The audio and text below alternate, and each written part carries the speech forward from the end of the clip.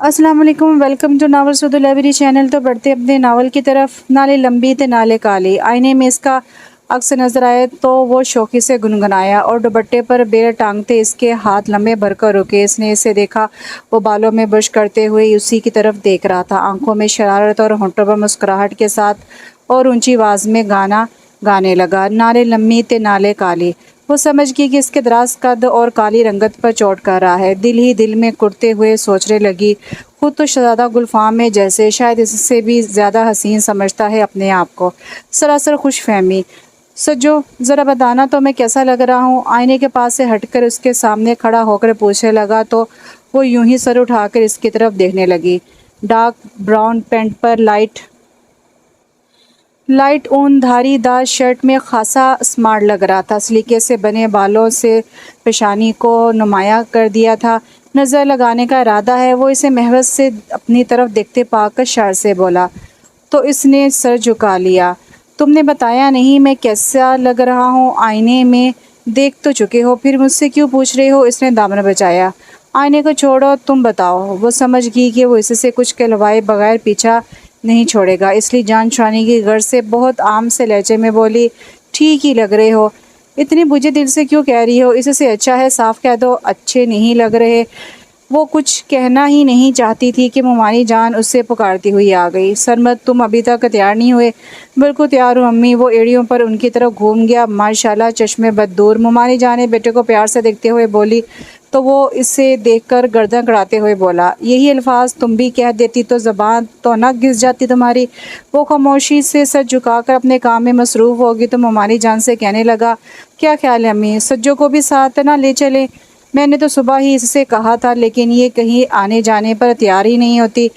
चली चली चलो ना सज्जो, वो लगावट से बोला, और कुछ नहीं तो मेरे लिए कोई लड़की ही पसंद कर लेना।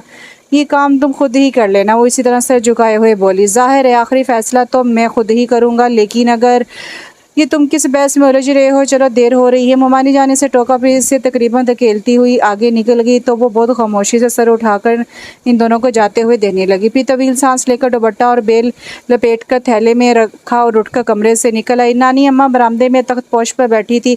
उसे देखते ही कहने लगी, बेटा तुम भी अपनी मुमानी के साथ चली जाती? नहीं नानी अम्मा, वो उनके पास बैठते बोली, मुमानी जान के मेके में शादी और मैं वहाँ किसी को जानती भी नहीं, ख्वाम ख्वाब बोर होती। बेटा आने जाने से जान पहचान ही हो जाती है। तुम तो कहीं भी नहीं निकलती। बस मेरा दिल नहीं चाहता। फिर बात बदलने की गर्ज से बोली, ये बताएं आप खाना किस वक्त खाएंगी? अगर कहें तो मैं अभी रोटी डाल दूँ? हाँ डाल दो, तुम्हारे मामू जान भी आने वाले होंगे। क्यों, क्या मामू जान शादी में नहीं जाएंगे? वो उठते हुए पूछने लगी, नहीं सुबह मना कर रहे थे इसलिए तो तुम्हारी मुमानी चलेगी, वरना उनका इंतज़ार करती। वो सर हिलाते हुए किचन में चली गई। फिर अभी वो रोटी पकाकर फारिग ही हुई थी कि मामू जान ऑफिस से आगे इसने जल्दी से दस्तरखान बिछाकर खाना रख दिया और नानी अम्मा के इसरार पर उनके साथ खाने में शरीक भी हो गई। मुमानी जान और सरमद रात में बहुत देर से लौटे। इस वक्त वो सोने के लिए अपनी जगह पर लेट चुकी थी, लेकिन जब सरमद को कमरे में आते देखा तो उठकर बैठ गई। वो एक नज़र इस पर डालकर नानी अम्मा के पलंग पर बैठ गया और उनका कंधा हिलाते हुए बोला, बड़ी अम्मा इतनी जल्दी सो रही हैं आप? जल्दी कहाँ, 11 से ऊपर हो गए हैं। नानी अम्मा गुनगुनी में बोली, 12 तो नहीं बजे ना, उठकर बैठे, आपको शादी का हवाल सुनाओ। ये हवाल तुम सुबह भी सुना सकते हो, इन्हें नींद में से क्यों उठा रहे हो? वो नागवारी से बोली, असल में वो खुद भी इस वक्त सोना चाहती थी और जानती थी कि इस वक्त अगर वह शादी का हवाल सुनाने बैठ गया तो 1 बजे से पहले नहीं उठेगा। चलो नहीं उठाता, चलो इन्हें नहीं उठाता। वो खिलाफ तवक्को उसके इतनी जल्दी मान लेने पर हैरान हुई, लेकिन जब वो नानी अम्मा के पलंग से उठकर कुर्सी खींचकर इसके पलंग के करीब बैठा तो वो जल्दी से बोली, मैं भी सोने जा रही हूँ। तुम सो जाओगी तो चाय कौन बनाएगा? ये चाय का कौन सा वक़्त है? चाय के लिए कोई वक़्त मुकर्रर नहीं होता। चलो उठो, हरी अब बड़ी शदीद ख्वाहिश हो रही है। वो तमन्ना से उसके पलंग पर टांगे सीधी करते हुए बोला तो वो मुँह ही मुँह में बड़बड़ाने लगी, जितनी मर्जी गालियाँ दे लो, मैं चाय ज़रूर पीऊँगा, मुझे कोई ज़रूरत नहीं है गालियाँ देने की। वो भिनाती हुई चादर फेंक कर खड़ी हो गई। सुनो, गुस्सा मत किया करो, रंगत और स्याह पड़ जाती है।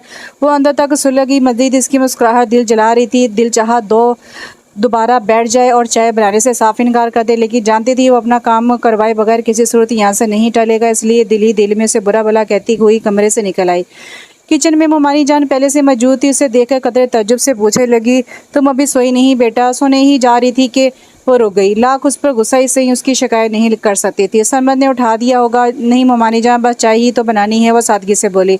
तो नवाब साहब जब अब चाय पियेंगे उससे कहो कि अगर ऐसे ही दिल चाह रहा है तो खुद बना ले, तुम्हें बेआराम करने की क्या ज़रूरत है, मैं बना देती हूँ। उसने जल्दी से केटली में पानी डालकर चूल्हे पर रख दिया। तुम उससे सर चढ़ा रही हो बेटा, आइंदा मुश्किल हो जाएगी, मोमानी जान मायनी खेज मुस्कुराहट के साथ कहा। तो इसका दिल ज़ोर ज़ोर से धड़कने लगा। जल्दी से रुख मोड़कर रैक पर से मग उठाने लगी। अच्छा बेटा, फिर लाइट बंद कर देना। मोमानी जान दूध का गिलास लेकर अंदर चली गई तो वो खुशगवार सांस में गिरकर चाय बनाने लगी। फिर जब वो चाय लेकर अंदर आई तो सरमद वहाँ मौजूद नहीं था। उसने बरामदे में निकल कर देखा, उसके कमरे से हल्के हल्के गुनगुनाने की आवाज़ आ रही थी। वो इसी तरफ चली आई। दरवाजे पर दस्तक देकर अंदर दाखिल हुई थी। वो लिबास तब्दील करके इत्मीनान से बैठा था और अभी मोमानी जान ने बात ऐसी कर दी थी कि अब बराह रास्त इसकी तरफ देख भी नहीं सकी। झुकी पलकों के साथ बहुत खामोशी से चाय का मग टेबल पर रखा जाने लगी कि इसने पुकार लिया। वो रुक गई लेकिन पलट कर नहीं देखा। जा कहाँ रही हो, बैठो ना, मैं अब सोऊंगी। वो पलट कर देखे बगैर बोली, सो जाना, इतनी जल्दी क्या है, कम से कम मेरी चाय पीने तक तो बैठो। वो अपने आप को बेबस महसूस करते हुए बैठ गई। तब उसने चाय का मग उठाकर होंठों से लगा लिया और 2-3 सिप लेने के बाद कहने लगा, पता है सजो, बड़ी खाला भी रावलपिंडी से आई हुई हैं। इसकी खामोशी से देखने पर कहने लगा, इनकी बेटियां सादिया नादिया भी साथ थीं। मैंने एक अरसे बाद इन्हें देखा है और तुम्हें अफसोस हो रहा होगा कि अब से पहले इन्हें क्यों ना देखा। वो जलकर बोली, वाकई। वो अपनी धुन में बोले गया, तुम्हें क्या बताऊं कितनी खूबसूरत है दोनों। कल या परसों बड़ी खाला यहाँ आएंगी, फिर तुम खुद ही देख लेना। देख लूँगी, वो आस्ता आवाज़ में बोली। अभी कुछ देर पहले मोमानी जान की बात ने जो एक नया एहसास बख्शा था वो इसके संगदिली की नज़र हो गई। जैसे ही इसने खाली मग टेबल पर रखा वो उठ खड़ी हो गई। उफ, तुम तो जैसे इसी इंतज़ार में बैठी थी कि मैं मग खाली करूं और तुम उठकर चल दो। ज़ाहिर है मुझे सुबह जल्दी उठना है और इसके लिए ज़रूरी है कि मैं जल्दी सोऊं। वो अपने लहजे को नॉर्मल रखते हुए बोली और इससे पहले कि वो मज़ीद कुछ कहता उसके कमरे से निकल आई। वो सोने के लिए लेटी तो खासी आवाज़ार सी हो रही थी। हालांकि ऐसा पहली बार तो नहीं हुआ था। वो तो अक्सर ही उसके सामने दूसरों की तारीफ़ इसी तरह किया करता था, बल्कि अक्सर उसका मजाक भी उड़ाता था। फिर भी पता नहीं क्यों उससे कुछ उम्मीदें वाबस्ता कर बैठी थी। इसमें गलती इसकी नहीं थी बल्कि नानी अम्मा और ख़ुद मोमानी जान अक्सर ऐसी बातें कर जाती कि वो दिल को उसकी तमन्नाएं होने से रोक नहीं सकी, बल्कि उस पर अपना हक भी समझने लगी थी। और फिर ये कोई 1-2 दिन या बरस 2 बरस की बात तो नहीं थी। जब से यहाँ आई थी तब से ही ऐसी बातें सुनती आ रही थी। बहुत छोटी सी थी जब अम्मी का इंतकाल हो गया था और जब अबू जी ने दूसरी शादी की। इस वक्त नानी अम्मा और मामू जान उसे अपने साथ ले आए थे। उसने शौर की सीढ़ियाँ इसी घर में तय की थी और इसके मकीनों को ही अपना सब कुछ समझती थी। जाहिर है अम्मी इसे याद नहीं थी और अब्बू ने कभी पलट कर खबर नहीं ली थी। बस कभी कभार मामूली सी रकम बेचकर शायद अपने होने का एहसास दिला देते थे। आखिर बार उसने जब वो 5वीं क्लास में पढ़ती थी तब इन्हें देखा था। वो किसी काम से कराची आए थे तो यूं ही खड़े खड़े उससे मिलने चले आए थे। इसके बाद वो फिर कभी नहीं आए। शुरू में वो इन्हें याद करती थी और इंतज़ार भी करती कि शायद फिर कभी आए, लेकिन इसका इंतज़ार रहा और फिर वक़्त के गर्दाने बहुत कुछ धुंधला दिया। फिर वक़्त की गर्द ने बहुत कुछ धुंधला दिया। बहरहाल वो यहाँ खुश और मुतमिन थी। नानी अम्मा और मामू जान के अलावा मोमानी जान भी उससे बहुत मोहब्बत करती थी और उनकी बातों से इसने अंदाज़ा लगाया था कि वो इसे अपनी बहू बनाना चाहती हैं। फिर वो कैसे ना ख्वाब सजाती। लेकिन सरमद वो हमेशा से ही पता नहीं जानबूझकर या ना अनजाने में इसके ख्वाबों को मस्मार करता आ रहा था। वो अब तक उसे समझ नहीं सकी थी कितना कभी इतना मेहरबान और कभी एकदम कठोर बन जाता और वो नादान लड़की इसकी मेहरबानियों पर खुश और उसकी संगदिली पर आज़ुदा हो जाती। इस रात भी वो बहुत देर तक इसके बारे में सोचती रही।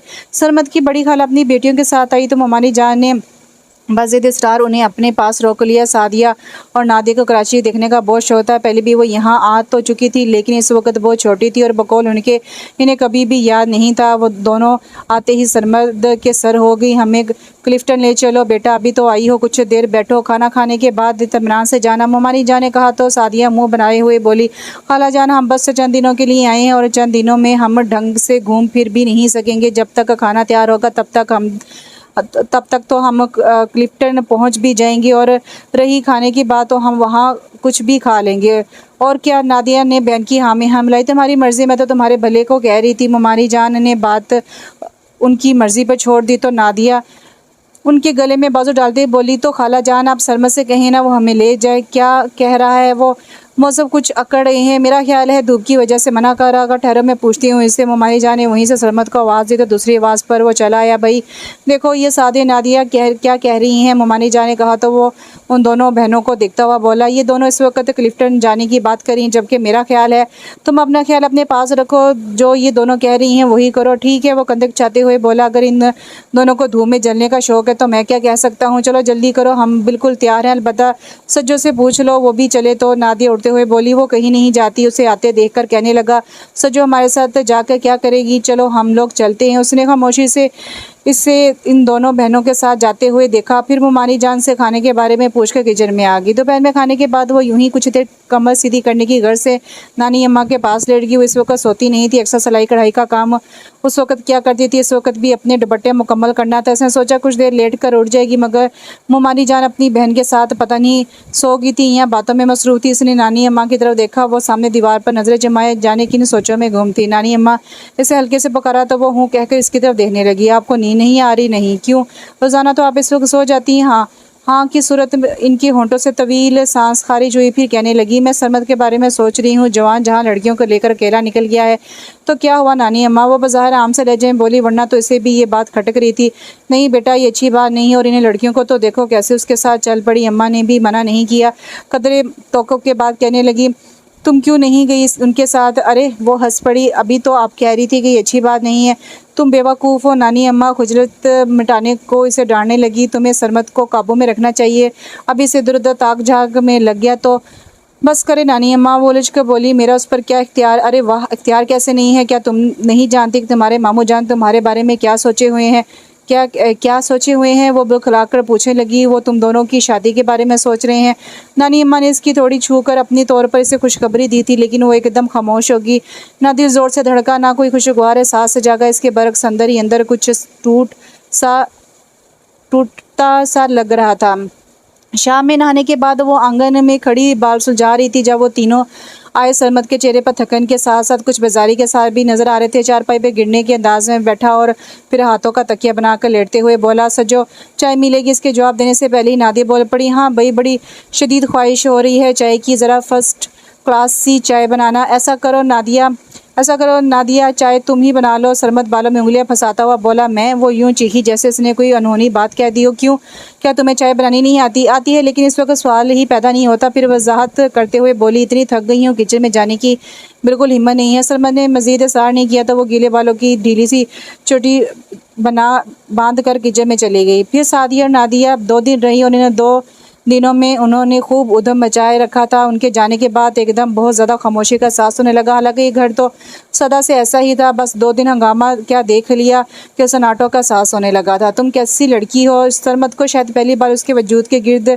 खड़ी खामोश दीवारों का एहसास हुआ था। इससे उलझ पड़ा, ना हंसना बोलना, ना कोई तफरीह। बात कर लो तो मजबूरन जवाब देती हो, वरना खुद से कोई बात करनी सीखी नहीं। मुझे तो तुम्हारे ज़िंदा होने पर भी शुबा होने लगा है। सच बताओ, तुम मुक्ताती नहीं हो? तुम्हें घबराहट नहीं होती? सारा दिन होंठ सिए रखती हो। मुझे तो लगता है सारा दिन जो कुछ ना कुछ सीती रहती हो, तो इसके साथ साथ अपने होंठों को भी सी लिया है। वो हैरान थी कि उससे क्या हो गया है। कुछ ना समझते वो इसकी तरफ देखेगी। क्या तुम्हारे दिल में कोई ख्वाहिश नहीं जागती? उसकी हैरत से खुली आंखों में देखते हुए बोला, दिल ये नहीं चाहता कि मैं अपनी हमजोलियों में उठूँ बैठूँ, कह के लगाऊँ। नानी माँ के साथ रह कर उनकी बूढ़ी रूह तुम्हारे अंदर भी समा गई है।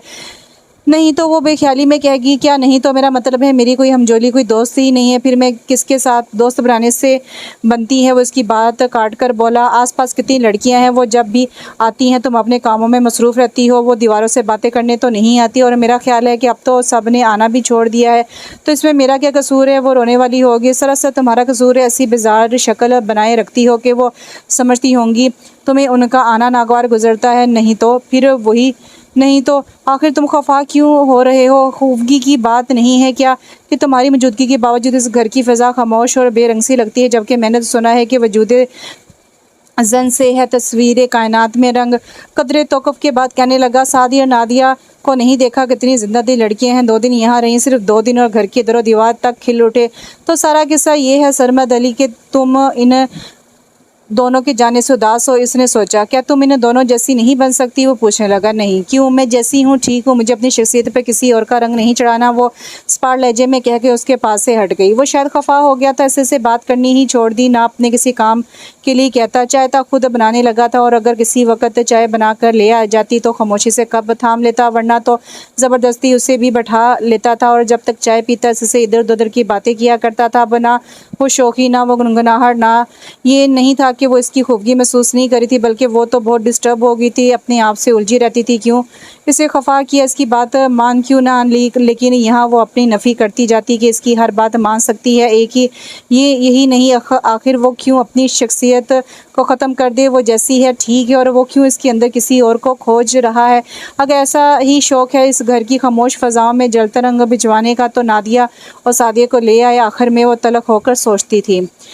मुमानी जान और फिर नानी अम्मा भी सरमद की गैर मामूली खामोशी को महसूस करने लगी। एक वही तो था जो ऊंची आवाज़ में बोलता था और बात बे बात हंसने के बहाने ढूंढता था, अब वही खामोश हो गया था। तो मुमानी जान और नानी अम्मा की तशवीश फितरती बात ही पहले उसे कुरेदती रही कि आखिर उसे क्या हो गया है, वो क्यों इतना खामोश रहने लगा है। वो गोल मोल सा जवाब देता, काम ज़्यादा है, थक जाता हूँ, वगैरह वगैरह। पता नहीं दोनों ख़वातीन उसके जवाब से मुतमिन थी या नहीं। अब नानी अम्मा बैठे बैठे इस किस्म की बातें करने लगती।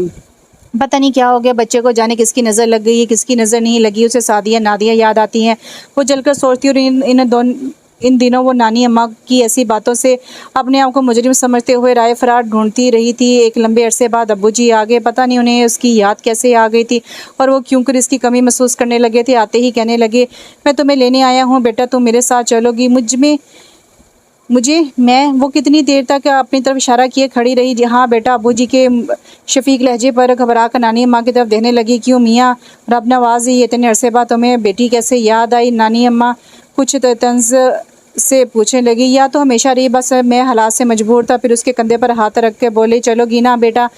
नानी अम्मा इजाज़त देंगी तब वो अपना दामन बजाएगी, तुम्हारी नानी अम्मा मना नहीं करेंगी। अब्बू जी यकीन से बोले, तुम कल तैयार रहना, मैं तुम्हें लेने आऊँगा।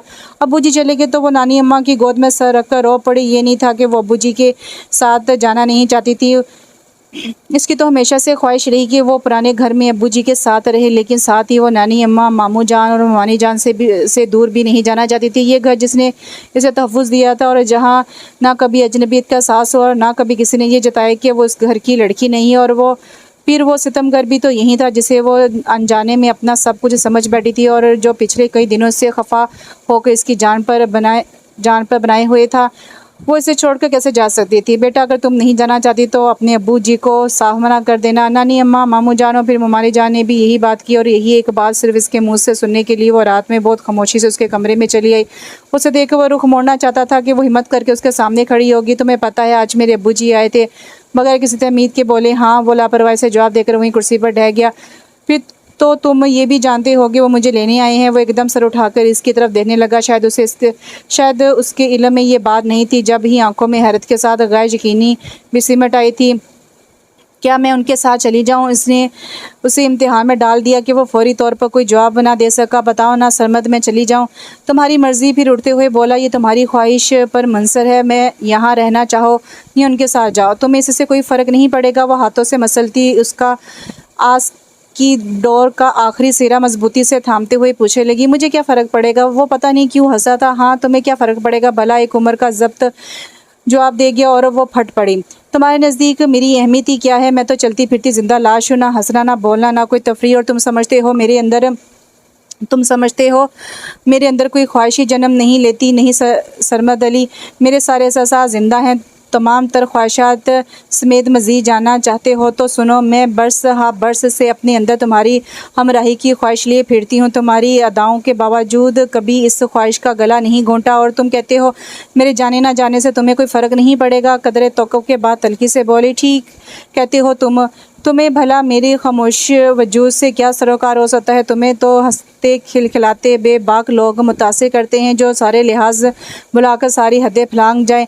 वो बंद मुट्ठी होंठों पर जमाए एकटक उसे देखे गया। मैं भी हंसने की ख्वाहिश रखती थी, लेकिन कभी तुमने मुझे हंसने दिया? हमेशा मेरी कम रोई का मजाक उड़ाकर मुझे अफसुदा करते रहे। मेरी रंगत, मेरी आंखें, मेरी खामोशी, किस किस को निशाना नहीं बनाया तुमने? और अब इल्ज़ाम भी मुझे देते हो। इसकी आवाज़ भर गई थी जब ही खामोश होकर इसकी तरफ से रुख मोड़ लिया और फिर इसी तरह इसके कमरे से भी निकल गई। जबकि वह तवील सांस लेकर बेड पर गिरा तो एक खूबसूरत मुस्कुराहट इसके होंठों पर खिल रही थी। अगले दिन वो बहुत खामोशी से उसे जाने की तैयारी करते हुए दिखता रहा। नानी अम्मा उसके जाने से बहुत उदास थी और बार बार उसकी आंखें झलकने लगती थी, तो वो अपना काम छोड़कर उनके पास बैठ जाती। नानी अम्मा आप इस तरह रोएंगी तो मैं कैसे जा सकूंगी, वो उनके आंसू पूंछते हुए खुद भी अफसुदा हो गई थी। ये तुम्हारे बाप को बैठे बैठाए पता नहीं क्या सूझी, अच्छी भली तो तुम हो यहाँ, एक ना एक दिन तो मुझे जाना ही था। वो उसे आते देखकर बोली, ठीक कह रही हो तुम, अपने अबू जी के साथ ना जाती तो कोई और लेने आ जाता। क्यों बड़ी अम्मा, वो मैं ठीक कह रहा हूँ ना। वो ताइदी नज़रों से नानी अम्मा की तरफ देखने लगा तो वो पुरसोच अंदाज में सर हिलाने लगी। शाम में अबू जी आए तो वो अभी मामू जान के साथ बैठे थे कि वो अंदर आकर अपना पैकशुदा सामान चेक करने लगी। सामान क्या था, बस एक सूटकेस और एक बैग, और इसे यूं लग रहा था जैसे वो सब कुछ यहाँ छोड़े जा रही है। क्या रह गया है, वो झंझला कर इधर उधर देखने लगी। इसी वक्त वो बहुत खामोशी से अंदर चला आया। तुम तो जा रही हो, पता नहीं क्या था इसके लहजे में। वो बहुत खामोशी से उसके तरफ देखने लगी। मैं तुम्हें जाने से नहीं रोकूंगा, लेकिन तुम्हें वापस यहीं आना है। मैं अब यहाँ नहीं आऊँगी। वो ख्वामखा बैग खोल कर उसके अंदर झाँकने लगी। मैं लेने आऊँगा तब भी नहीं। वो चक्कर काट के उसके सामने आ खड़ा हुआ। तुम क्यों लेने आओगे, ज़ाहिर है तुम्हारे जाने से यहाँ कोई फ़र्क नहीं पड़ेगा। वो उसकी बात पूरी होने से पहले ही बोल पड़ी, फ़र्क पड़ेगा सजो। वो एकदम संजीदा हो गया और बैग पर टिके इसके हाथों पर अपना हाथ रखता हुआ बोला, मेरा ख्याल था तुम मुझे समझती होगी, लेकिन तुमने तो ऐसी कोई कोशिश ही नहीं की। मेरी छेड़छाड़, मेरी खुशौखियों को तंज पर मखमूल करती रही। मैंने कभी तुम्हारा मजाक नहीं उड़ाया सजो। तुम ही बताओ, कभी कोई अपनी मताया अजीज़ का भी मजाक उड़ाता है? तुम वो इसी कदर कह सकी। हाँ सजो, हमराही की ख्वाहिश सिर्फ तुम्हारे अंदर ही नहीं मचली, मैं खुद इस ख्वाहिश का असीर रहा हूँ। और पता है, तुम्हें तंग करने छेड़ने का मकसद यही था कि किसी तरह तुम अपने दिल की बात कहो, और अगर कहो ना तो तुम्हारे किसी अंदाज से तो जाहिर हो, लेकिन तुम बहुत गहरी हो सजो। बरस हा बरस खामोश रही। खामोश तो तुम भी रहे। वो बेख्तियार और शायद बेख्याली में कह गई, और वो हंस पड़ा। सिर्फ ज़बान से नहीं, वरना मेरा हर अंदाज़ खासकर आंखें पे मोहब्बत का पैगाम देती रही, लेकिन तुम शायद आंखों की ज़बान नहीं समझ सकती। वो कुछ देर देखती रही, फिर उसकी तरफ से रुख मोड़ते हुए बोली, तुम्हें तो गालबाना सादिया और नादी जैसी लड़कियां पसंद है, और मैं उन जैसी नहीं हो सकती। तुम्हें किसने कहा कि तुम उन जैसी हो जाओ? तुमने ही तो कहा था। अच्छा, वो अपनी कही हुई बात सोचते हुए बोला, मैंने यूं ही गुस्से में कह दिया था। असल में जो बात मैं तुम्हारे मुंह से बरसों से सुनने का ख्वाहिशमंद था, वो नादिया ने 2 दिन में कह दी थी, इसलिए मैंने तुमसे कहा था कि तुम उन जैसी क्यों नहीं हो। बहरहाल अब तो मैं जा रही हूँ। जब समझ में नहीं आया उसकी बात का क्या जवाब देते तो जाने की बात करने लगे। ठीक है, ज़रूर जाओ, लेकिन वापस तुम्हें यहीं आना है। इसने झुकी नज़रों के साथ हल्के से इस बात में सर हिलाया और बैग उठा के कमरे से निकल आई। और मज़ीद इसके सामने खड़े रहना मुश्किल था कि धड़कनों ने तो अंदाज़ बदला। चेहरे पर भी रंगों की बरसात उतरने लगी, और इस शौक़ से कुछ बैद भी नहीं थी कि पल में संजीदगी का लबादा उतार कर छेड़ने खड़ा हो जाता। सुबह से वो नानी अम्मा से बार बार यही कहती रही थी कि अब दोबारा यहाँ कभी नहीं आएगी, लेकिन जब अब्बू जी के साथ जाने लगी तो नानी अम्मा से गले मिलती उनके कान में आस्था से बोली, नानी अम्मा मैं जल्दी वापस आऊँगी। जवाब में नानी अम्मा ने ऐसी आप भरी कि वो बस इन्हें देख कर रह गई। ये शायद वही घर था जहाँ इसने कुछ वक़्त अपनी अम्मी की गोश में गुजारा था। गो कि इसे कुछ याद तो नहीं था, फिर भी इस घर पर एक औरत की हुक्मरानी उसे एहसास महरूमी से हमकिनार कर दिया था, और अंदर ही अंदर कुछ खौफज़दा भी थी कि पता नहीं इस घर में इसका क्या मुकाम, और दूसरा वो औरत उसके साथ क्या सलूक करे। लेकिन इस वक्त वो खौफ से निकल कर जब दूसरी औरत ने खुले दिल से इसे खुशामदीद कहा और खुद से बढ़कर गले लगाया, छोटे बहन भाइयों ने भी खुशी का इजहार किया था। रात में जब वो फरागत से बैठी तो तीनों बहन भाई इसके पास आ बैठे। सबसे बड़ा इमरान मैट्रिक में था, से छोटा ज़मान 8वीं में, और इन्हें दोनों से छोटी फ़रा 6ठी क्लास में थी। इसे महसूस किया कि तीनों बच्चे खासे ज़हीन और सुलझे हुए थे। पता नहीं अच्छे स्कूलों की तालीम ने उनकी शख्सियत को निखार कर तमाद बख्शा था, ये उनकी माँ की अच्छी तरबियत थी। वो दिल में सराय बगैर न रह सकी। साथ ही एक बात जो इसे खटकी वो इनका लहजा था, यानी अपनी हैसियत से बढ़कर अपने आप को प्रपोज़ करना। रास्ते में ही अब्बू जी ने उसे अपने बिज़नेस के बारे में बताया था कि वो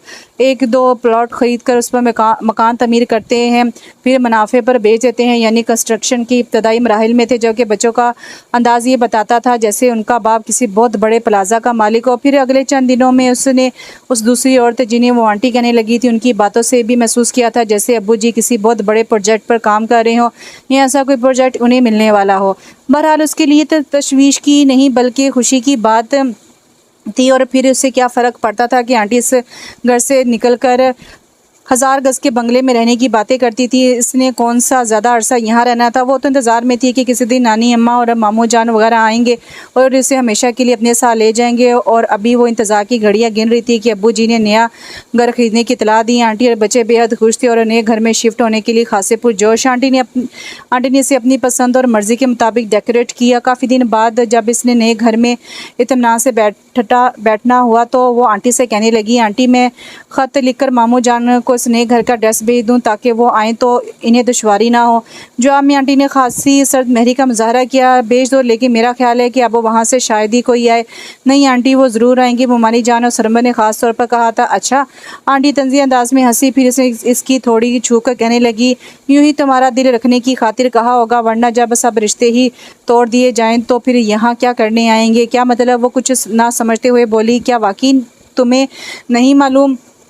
आंटी ने तजस्सुस से इसकी तरफ देखते हुए कहा, मेरा तो ख्याल था तुम्हें मालूम होगा, तुम्हारे अब्बू जी ने तुम्हें बता दिया होगा। क्या? वो उलझने लगी। यही कि तुम्हें यहाँ लाते वक्त तुम्हारे अब्बू जी ने तुम्हारी नानी अम्मा और मामू वगैरह से तुम्हारे सिलसिले में बात की थी कि अगर उनका इरादा तुम्हें हमेशा वहीं रखने का हो, मेरा मतलब है कि सरमद के साथ शादी का, तो तुम्हें वहीं छोड़ दिया जाए या फिर कुछ दिनों बाद वो आकर यहाँ से शादी करके ले जाएँ। लेकिन क्या? आंटी लम्हे भर को खामोश हुई थी और उसने फ़ौरन पूछा। उन्होंने मना कर दिया, साफ कहा कि उनका ऐसा कोई इरादा नहीं है। और तुम्हारी मुमानी ने तो यहाँ तक कहा कि वो अपनी बहन की लड़की लाने का इरादा रखती हैं।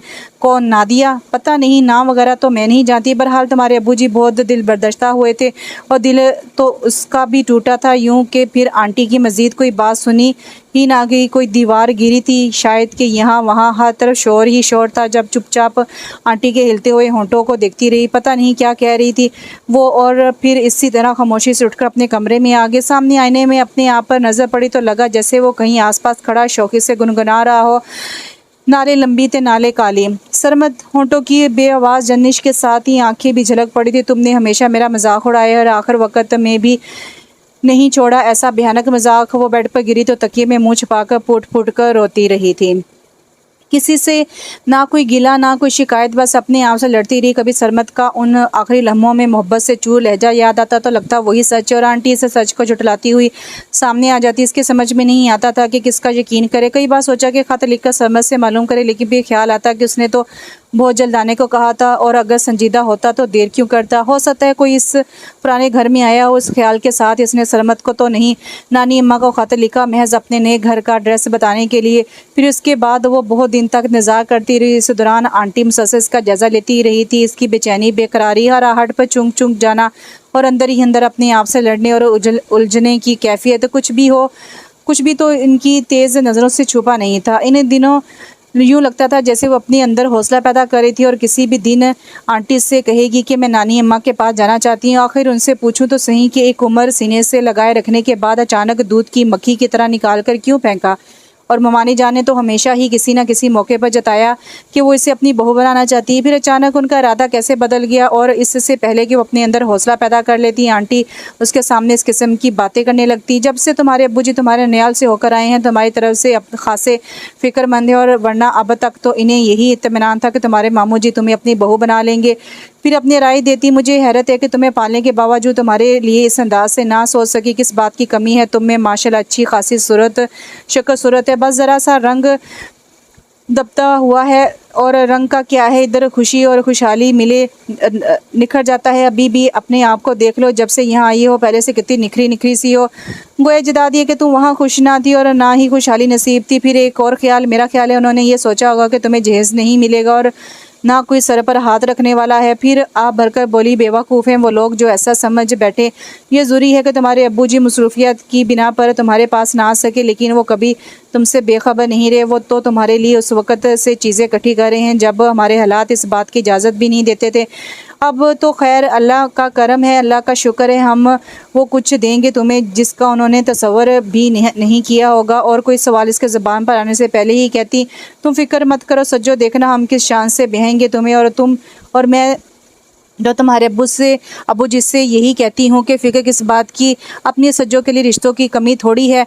और वो जो अपने अंदर थोड़ा बहुत हौसला पैदा कर पाई थी कि वो आंटी की बातों ने तोड़ दिया। नए सिरे से सोचा तो आंटी की बातें ही सच लगी और बरस हा बरस जो ख्वाहिश दिल के अंदर परवान चढ़ी थी वो कसक बन गई। वो सारी हस्तियां जिन्होंने इस वक्त इसे सीने से लगाया था, जब अपने सगे बाप की नज़रों में इसका वजूद खटकने लगा था, वो उनकी मोहब्बतें और बेगर्ज चाहते जिनकी जड़ें इसके अंदर तक फैली थी, इन्हें एक दूसरी औरत ने बहुत खूबसूरती से काटना शुरू कर दिया था। और वो अपने मकसद में इस हद तक कामयाब होगी कि जब वो यानी सजीला रब नवाज ब्याह कर जुनैद खान के संग जा रही थी तो उसकी सोचों का अंदाज यकसर बदल चुका था। जुनैद खान के आलीशान बंगले के आलीशान बेडरूम में बैठी मानूस धड़कनों और गैर मानूस आहटों के मिले जुले शोर में गिरी सोच रही थी, किस कदर दोगले हैं मुमानी जान और सरमद और लालची भी। मुझे शायद लावारिस समझ लिया था, अब आकर देखें तो ज़रा अब्बू जी ने किस शान से मुझे रुखसत किया है, और ऐसा आलीशान घर तो उन्होंने कभी ख्वाब में भी ना देखा होगा। इसने अपनी कलाइयों में पड़ी दर्जन भर सोने की चूड़ियों को देखा, फिर ज़रा सा सर ऊंचा करके कमरे का जायज़ा लेने लगी। हर शय नहायत कीमती और खूबसूरत थी, और सच तो ये है कि खुद इसने भी कभी ऐसा तसव्वुर नहीं किया था। लम्हा भर को यूँ लगा जैसे वो कोई ख्वाब देख रही हो, लेकिन फिर खुद ही हंस पड़ी। इतना आला ज़ौक़ रखने वाला पता नहीं खुद कैसा होगा, इसने सोचते हुए घुटनों पर थोड़ी टकाई थी कि दरवाज़ा खुलने की आवाज़ पर फ़ौरन संभल कर बैठ गई। सॉरी हनी, मैं ज़रा लेट हो गया। आने वाला तेज़ कदमों से अंदर दाखिल हुआ था और आते ही यूँ बोला जैसे उसे किसी मीटिंग में पहुंचने में देर हो गई। कम ऑन डियर, तुम अभी तक ऐसे ही बैठी हो, जाओ चेंज करके आओ। इसके लहजे में बेजारी महसूस करके उसने सर उठाया तो जैसे साकत हो गई। सामने खड़ा 55-60 साला जुनैद खान कोट उतारने के बाद टाई की नोट ढीली कर रहा था। ये सही है कि इसकी सेहत काबिल रश्क थी और पैसे की फरावानी ने चेहरे पर गुजरते माहों साल की लकीरें भी नहीं खींची थी, लेकिन जज्बात की वो लहरें नहीं थी जो अनछूती कली को देखकर सरकशी पर आमादा हो जाती हैं। इसके बरक्स ऐसा दरिया जो सारी तूफ़ानों से गुजर कर अब इस मुकाम पर ठहर गया था, पुरसकून हो गया था। यहाँ फिर बूढ़ा और कमज़ोर के तूफ़ानों से लड़ने का हौसला तो था, लेकिन वो जोश नहीं जो आयामे जवानी में उकसाता है। लेज़ी गर्ल, इस तरह क्या देख रही हो? उसकी आंखों के सामने हाथ लहराया तो वो चूंकि सर झटक कर बेड से उतरी और सीधा ड्रेसिंग रूम में चली गई। ज़हन अचानक यूँ माफ हुआ हो गया था कि वो सोच ही ना सकी थी। सुबह डाइनिंग रूम में मौजूद चंद अफराद का तारुफ जुनैद खान ने यूँ करवाया, ये हमारा सबसे बड़ा बेटा है ताहिर खान, आजकल ये इस्लामाबाद में होता है अपनी बीवी बच्चों समेत। इसने ज़रा सी पलकें उठाकर सामने बैठे ताहिर खान को देखकर उसकी नज़रों में अपने लिए नागवारी महसूस करके फ़ौरन दूसरी तरफ मतवज्जो हो गई। ताहिर के बाद ये फ्रिया है, हमारी इकलौती बेटी, ये यहीं कराची में होती है। इसने कामयाब बिजनेस इसका मियाँ बहुत कामयाब बिजनेसमैन है। इसने देखा कि वो तफक्कुर के सांस में घिरी इससे लाताल्लुक़ नज़र आने की भरपूर कोशिश कर रही थी, और ये आसिफ खान ने गुज़िश्ता माह MBA करके लौटा है और अब मेरे बिज़नेस को मज़ीद फैलाने की कोशिश में कोशा है। इन दोनों की निस्बत वो कदरे बेहतर नज़र आया। उसे देखकर मुस्कुराया भी और हेलो भी कहा। सबसे छोटी बिटनी अपने कमरे में है, तुम नाश्ते के बाद उससे मिल लेना। बात के अख्ताम पर उन्होंने दोनों हाथों को एक ख़ास अंदाज में उठाकर तारुफ मुकम्मल होने का इशारा किया, फिर उनसे मुखातिब करके कहने लगे, और बच्चों ये तुम्हारी मम्मी है। मम्मी फ्रिया हंसी, फॉर गॉड्स सेक डैडी, इतनी लड़की को आप हमारी मम्मी तो ना कहें। और मैं पूछती हूँ ये बैठे बैठाए आपको शादी की क्या सूझी? ये कोई उम्र है? क्या मतलब है तुम्हारा? मैं बूढ़ा हो गया हूँ? कि आप बूढ़े तो नहीं हुए।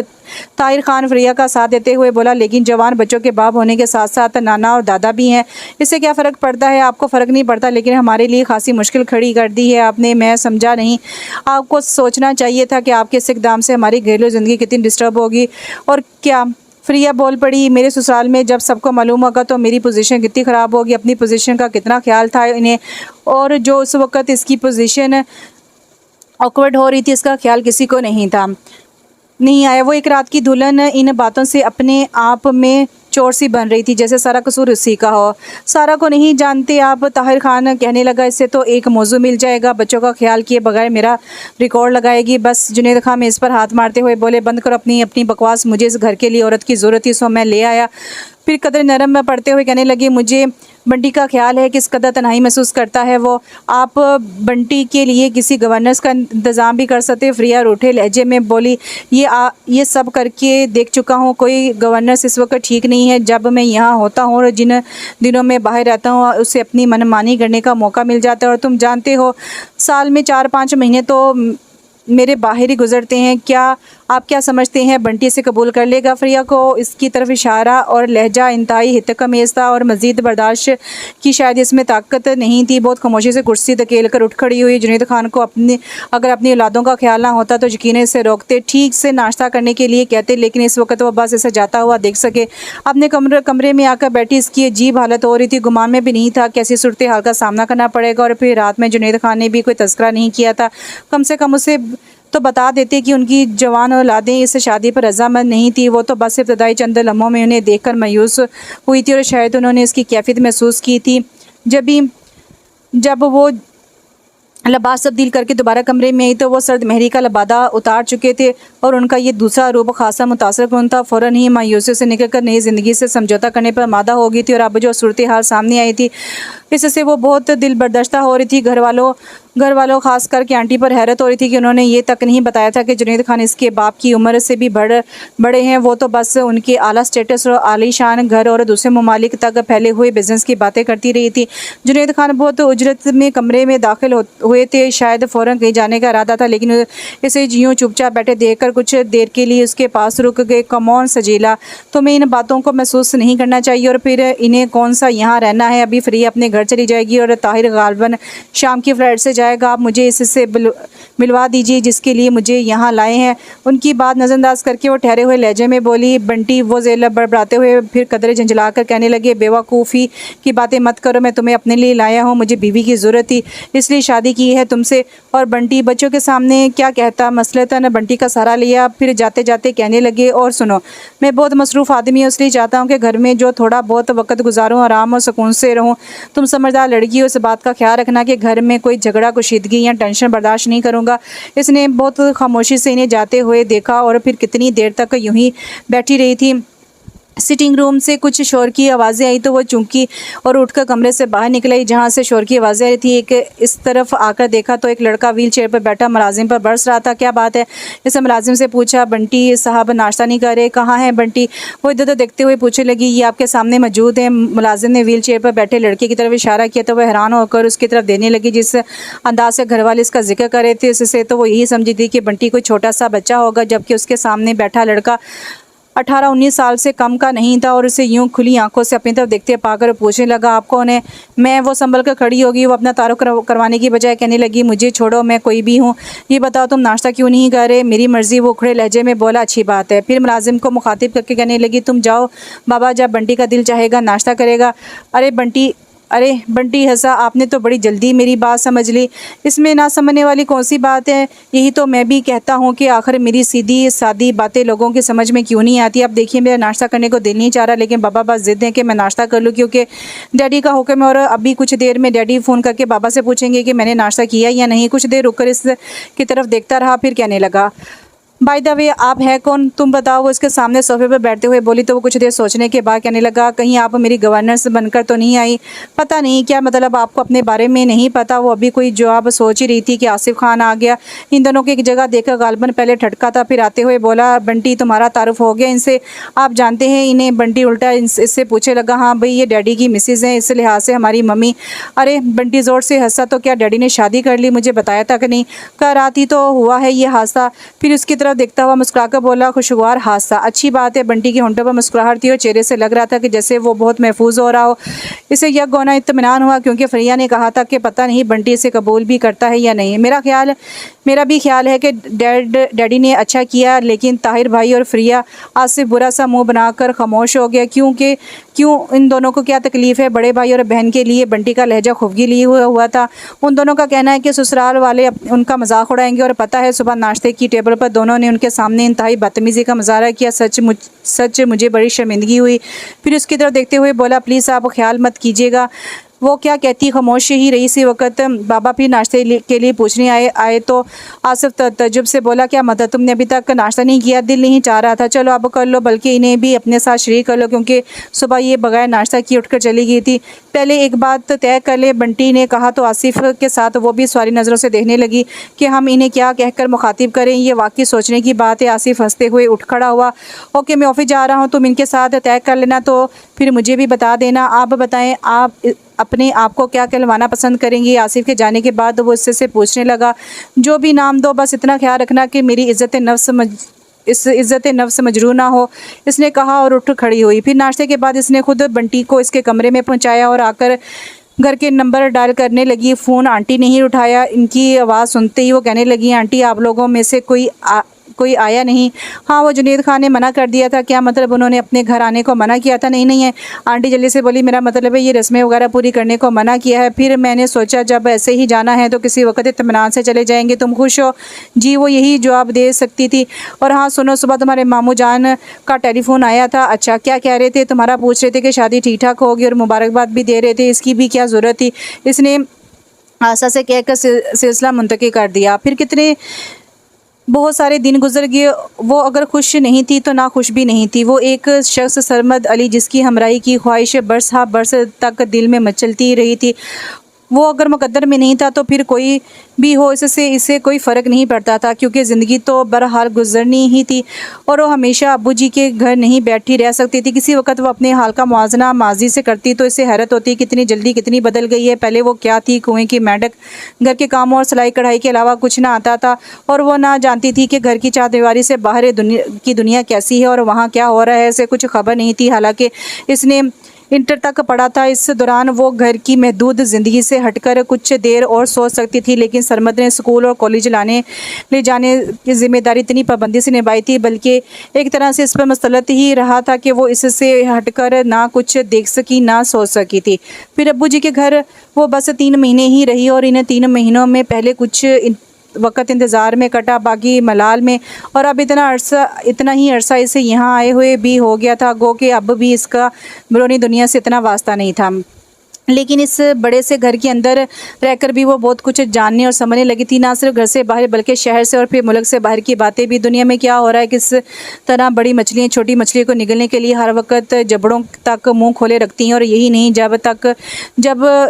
जब जिस पर बह चलता है निगल भी लेती हैं। फिर मुसलमानों पर ढाए जाने वाले मजालिम और बड़ी ताकतों का खामोश तमाशाई बनने रहना। वो बंटी के साथ साथ बैठकर टीवी पर कश्मीर, बोस्नीया, अफगानिस्तान और भारत के मुसलमानों के साथ होने वाली ज़ातियों और नाइंसाफ़ी को देखती तो इसका दिल खून के आंसू रोता। और जब बंटी इन खबरों पर तस्बरा करने के साथ मज़ीद हालात और वाक़यात पर रोशनी डालता तो वो अंदर तक लड़ जाया करती थी। फिर ख़ास तौर पर इसे अपने मुल्की हालात, सियासी, इक़्तिसादी, माशी जैसे इसे अजबर हो गए थे, और वो खुद भी इन पर तस्बरा करने लगी थी। इसे अपने आप पर हैरत भी होती कि आखिर वो इतनी बेखबर क्यों रही। इस रोज़ नाश्ते के टेबल पर जुनेद खान ने सरसरी अंदाज में बताया कि वो 11 बजे की फ़्लाइट से कराची जा रहे हैं, और सुना तो इसने भी बेख्याली में था। लेकिन फिर अचानक इसे शहर में गुजरे माहों सारे इसके दिलो जहन में दस्तक देने लगे थे, और वो सारी हस्तियां जिन्होंने एक उम्र मोहब्बत से सीने लगाए रखने के बाद आखिर में दूध की मक्खी की तरह निकाल फेंका था, वो सब याद आने लगे। गो कि अब वो इन सब को शिद्दत से याद नहीं करती थी, और ना ही उनके लिए मुस्बत अंदाज से सोचती। फिर भी इस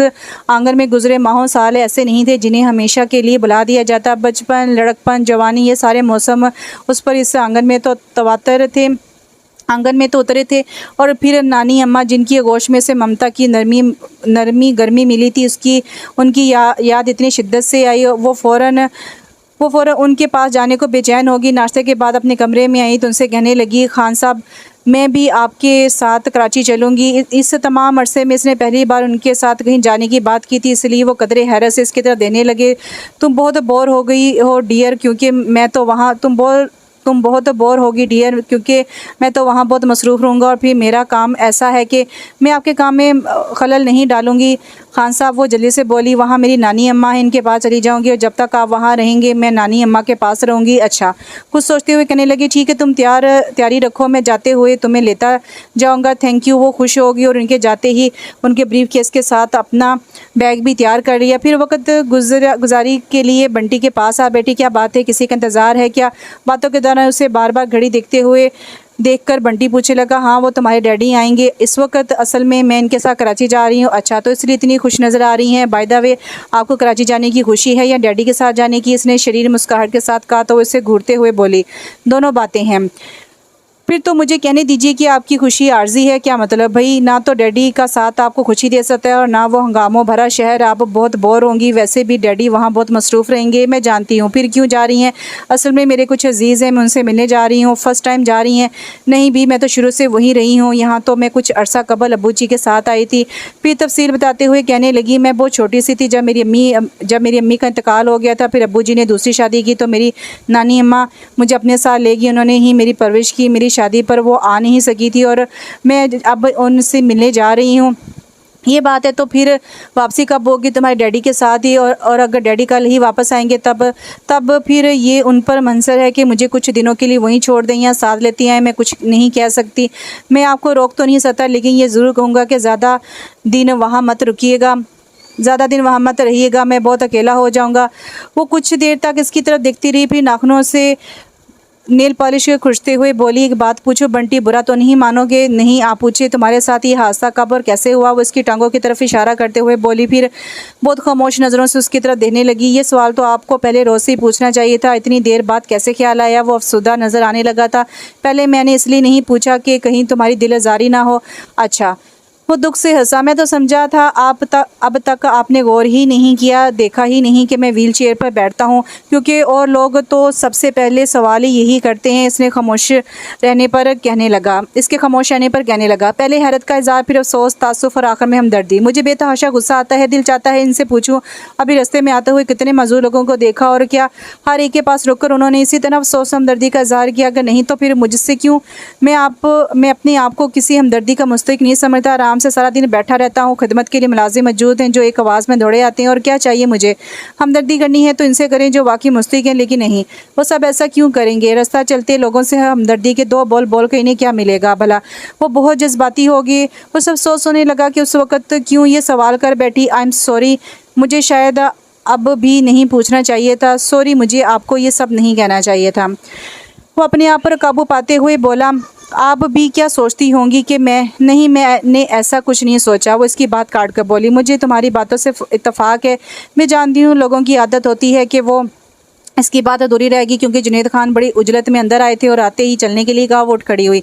ओके बंटी, तुम अपनी रूटीन ख़राब मत करना, मैं जल्दी वापस आऊँगी। फिर मुस्कुराकर इसका हाथ थपका और जुनैद खान के साथ बाहर निकल आई। 2 घंटे बाद वो कराची के एक 5 स्टार होटल में जुनैद खान के साथ लंच कर रही थी। जुनैद खान ने आते ही अपनी फर्म के मैनेजर को फ़ोन कर दिया और किसी भी वक्त ड्राइवर गाड़ी लेकर आने वाला था। तुम्हारी नानी अम्मा का घर कहाँ है? वो पूछने लगा। समनाबाद। वो पुरसोच अंदाज में इसकी तरफ देखते हुए बोले, ये तो बहुत मुश्किल हो जाएगी। कैसी मुश्किल? अगर पहले तो मैं समनाबाद छोड़ने जाऊँ तो 2 घंटे लग जाएंगे, जबकि मुझे वो घड़ी की तरफ देखने लगे। मैं मामू जान को फ़ोन कर देती हूँ, वो आकर मुझे ले जाएंगे। हाँ ये ठीक है, वरना मेरा तो बहुत वक्त बर्बाद होगा।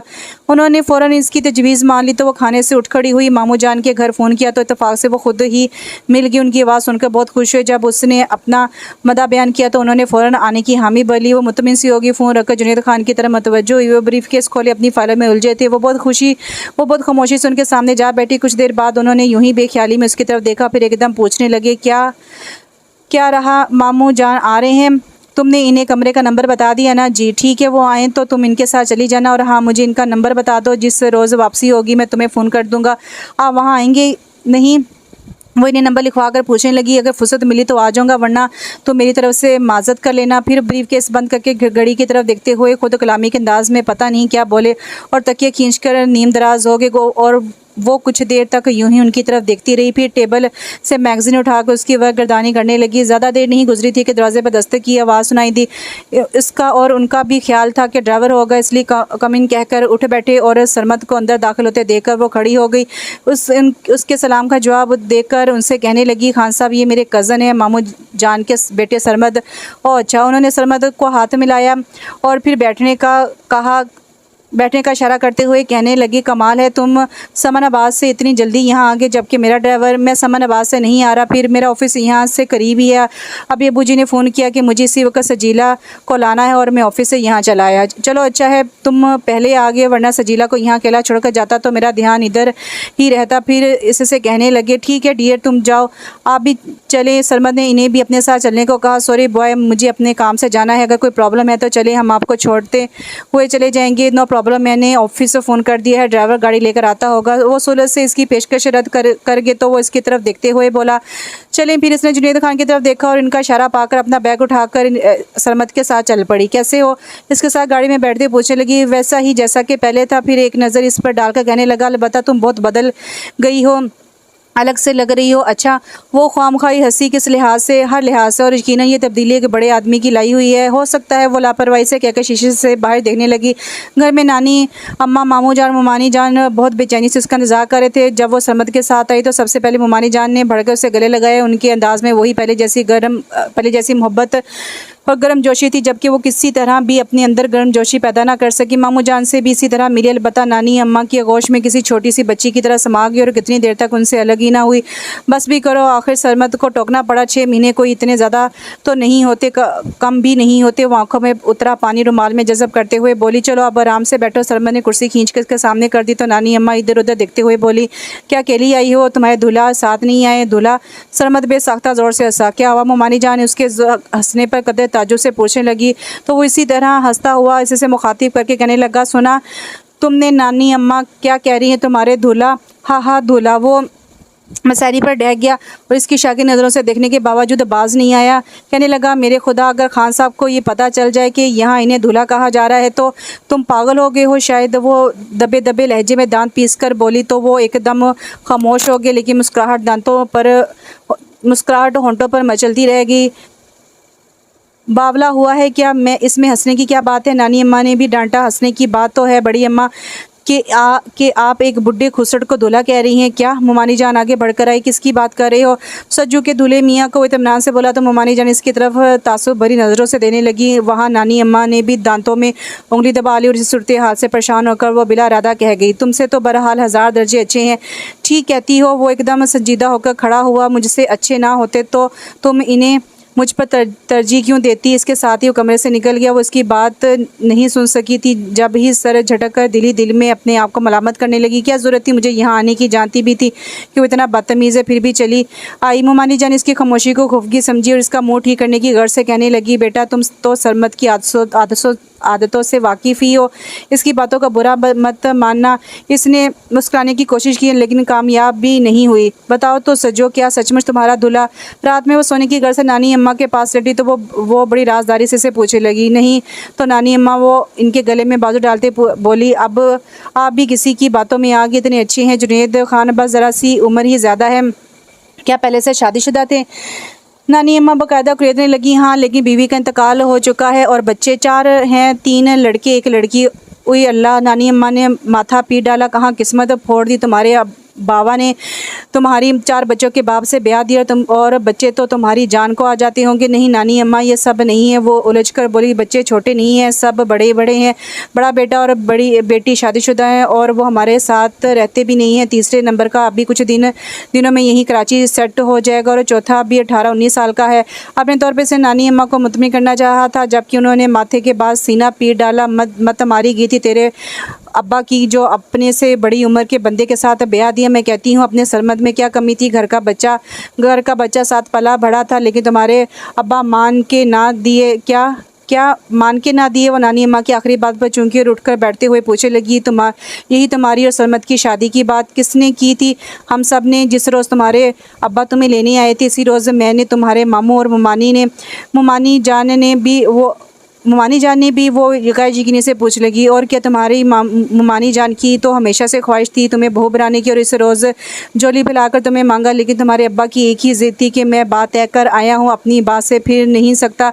कदर तौक़ुफ़ के बाद कहने लगी, अब मैं क्या कहूँ, तुम्हारे बाप को सारी उम्र तो पूछा नहीं, आखिर में हक़ जताकर ले गया। सान फरामोश, कम से कम पालने का हक़, इतना हक़ तो अदा करता कि तुम्हारी शादी में हमसे मशा ही कर लेता। नानी अम्मा और भी पता नहीं क्या कुछ कहते कहते सो गई थी, और इसके लिए सोचो का एक नया बाब खुल गया था। पहले तो इसे इन सारी बातों का यकीन नहीं आया, फिर इसने सोचा आखिर नानी अम्मा इससे गलतफहमी क्यों करेंगी। फिर वो हर बात को नए सिरे से सोचने लगी। अब्बू जी का बरसों बाद आना, उसे साथ ले जाना, फिर आंटी का आस्ता आस्ता इसे इस घर से मुंतफरिक करना और अपने आप को इसका सबसे बड़ा हमदर्द साबित करना, हर बात इस पर वाज़ा होती चली गई। वो क्यों इतनी नादान थी, एक दूसरी औरत की बातों पर यकीन करके इन हस्तियों पर शुबा कर बैठी जो आज भी इससे इस तरह मोहब्बत करती हैं। इनकी मोहब्बत इतनी कमज़ोर तो ना थी, फिर वो क्यों मुंतफिर हो गई। वो बहुत दुख के साथ अपने आप को मलामत कर रही थी। सुबह वो बहुत जल्दी उठ गई, नमाज से फारिग होकर किचन में आई तो सरमद पहले से वहाँ मौजूद था। तब वो दरवाजे में रुककर खामोशी से इसे चाय बनाते हुए देखने लगी, और इसकी मौजूदगी का एहसास करके वो कहने लगा, जब से तुम गई हो ये ड्यूटी मैंने संभाल ली है। वो इसकी तरफ देखे बगैर कह रहा था, वैसे भी इस वक्त सिर्फ मैं ही चाय पीता हूँ, और सिर्फ एक कप के लिए अम्मी को उठाना अच्छा नहीं लगता। और पता है, अब तो मुझे ये सोचकर भी अफसोस होता है कि इतना अरसा मैं तुमसे ज़बरदस्ती अपने काम करवाता रहा, तुम्हें बुरा तो लगता होगा। चाय का कप इसकी तरफ बढ़ाते हुए पूछने लगा। इसने कप थाम लिया, लेकिन इसकी बात का जवाब नहीं दिया। तब वो इसकी गैर मामूली खामोशी को महसूस करके चूँकि क्या बात है, कुछ परेशान हो, उसने आस्था से नफ़ी में सर हिला दिया। शायद रात ठीक से सो नहीं सकी, यही बात है ना, जगह तब्दील हो जाए तो ऐसा ही होता है। वो खुद ही क्यास करता हुआ बोला। वो फिर भी खामोश रही तो सटपटा गया, चलो अंदर चलकर बैठो, मैं अम्मी को उठाता हूँ। नहीं रहने दो, और तुम यहाँ से निकलो, मैं नाश्ता बनाऊँगी। वो सपाट लहजे में बोली, क्या तुम नाश्ता बनाओगी? हाँ, क्यों नहीं, भी 2 दिन के लिए आई हो और फिर मेहमान भी। वो कुछ देर तक उसकी तरफ देखती रही, फिर बढ़कर खाली कप रैक पर रखते हुए बोली, कल तुमने कहा था तुम वैसे ही हो जैसे पहले थे, लेकिन तुम वैसे नहीं हो। हाँ, कोशिश ज़रूर कर रही हो कि पहले जैसे नज़र आओ। नहीं भी, मैं मत पोज करो सरमद, बंद करो ये रस्मी बातें जैसे अजनबियों के दरमियान होती हैं। हम अजनबी नहीं हैं, हम कभी भी एक दूसरे के लिए अजनबी नहीं हो सकते, समझे तुम।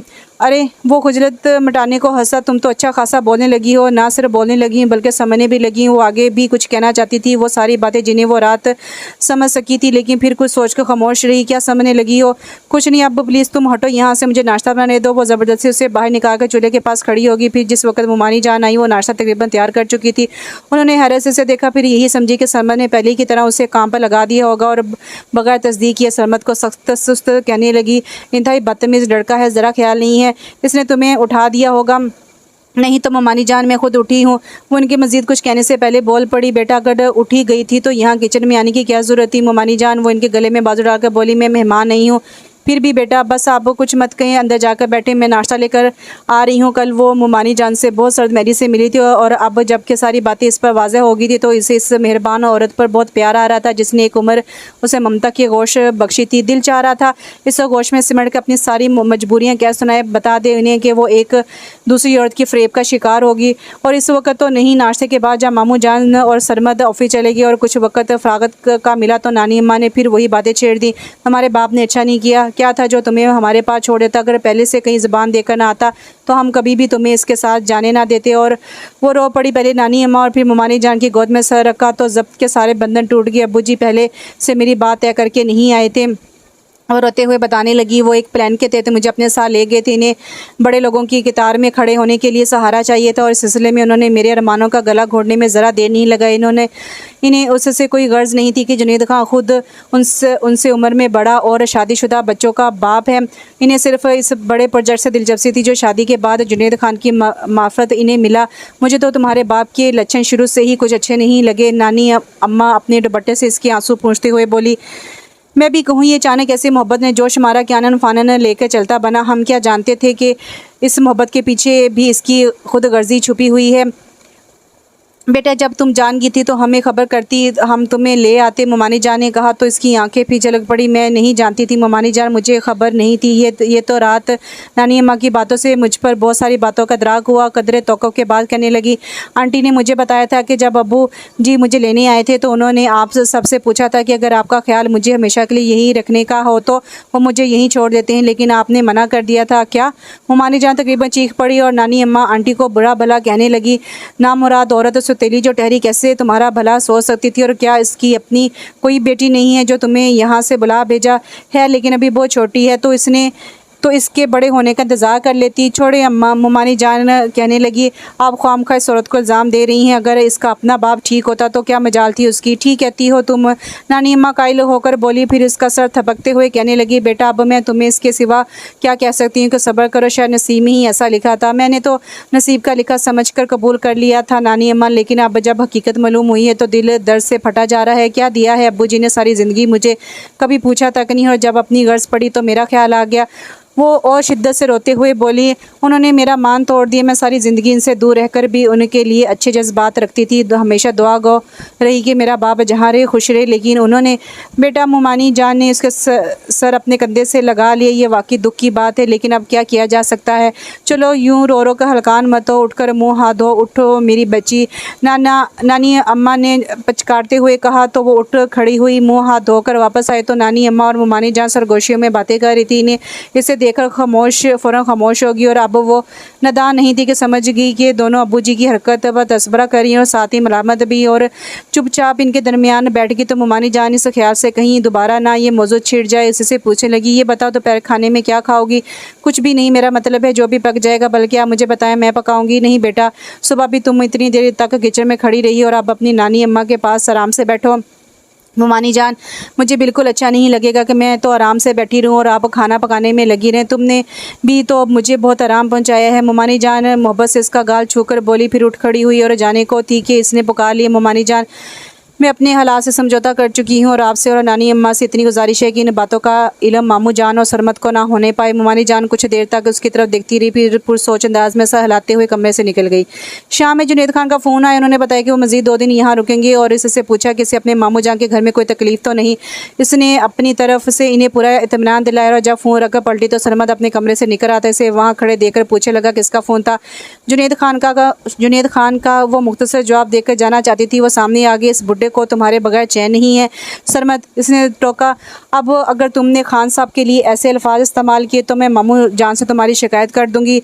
क्या कहोगी उनसे? वो मुस्कुराहट दबाकर बोला, तुम्हारा सर। वो चिढ़कर बोली और पलटकर दूसरे रास्ते से जाना चाहती थी कि वो फिर सामने आ गया। खफा क्यों होती हो तुम? ऐसी बातें क्यों करते हो? चलो माफ़ कर दो। वो बाकायदा हाथ जोड़कर बोला, ये बताओ कि क्या कह रहे थे तुम्हारे खान साहब?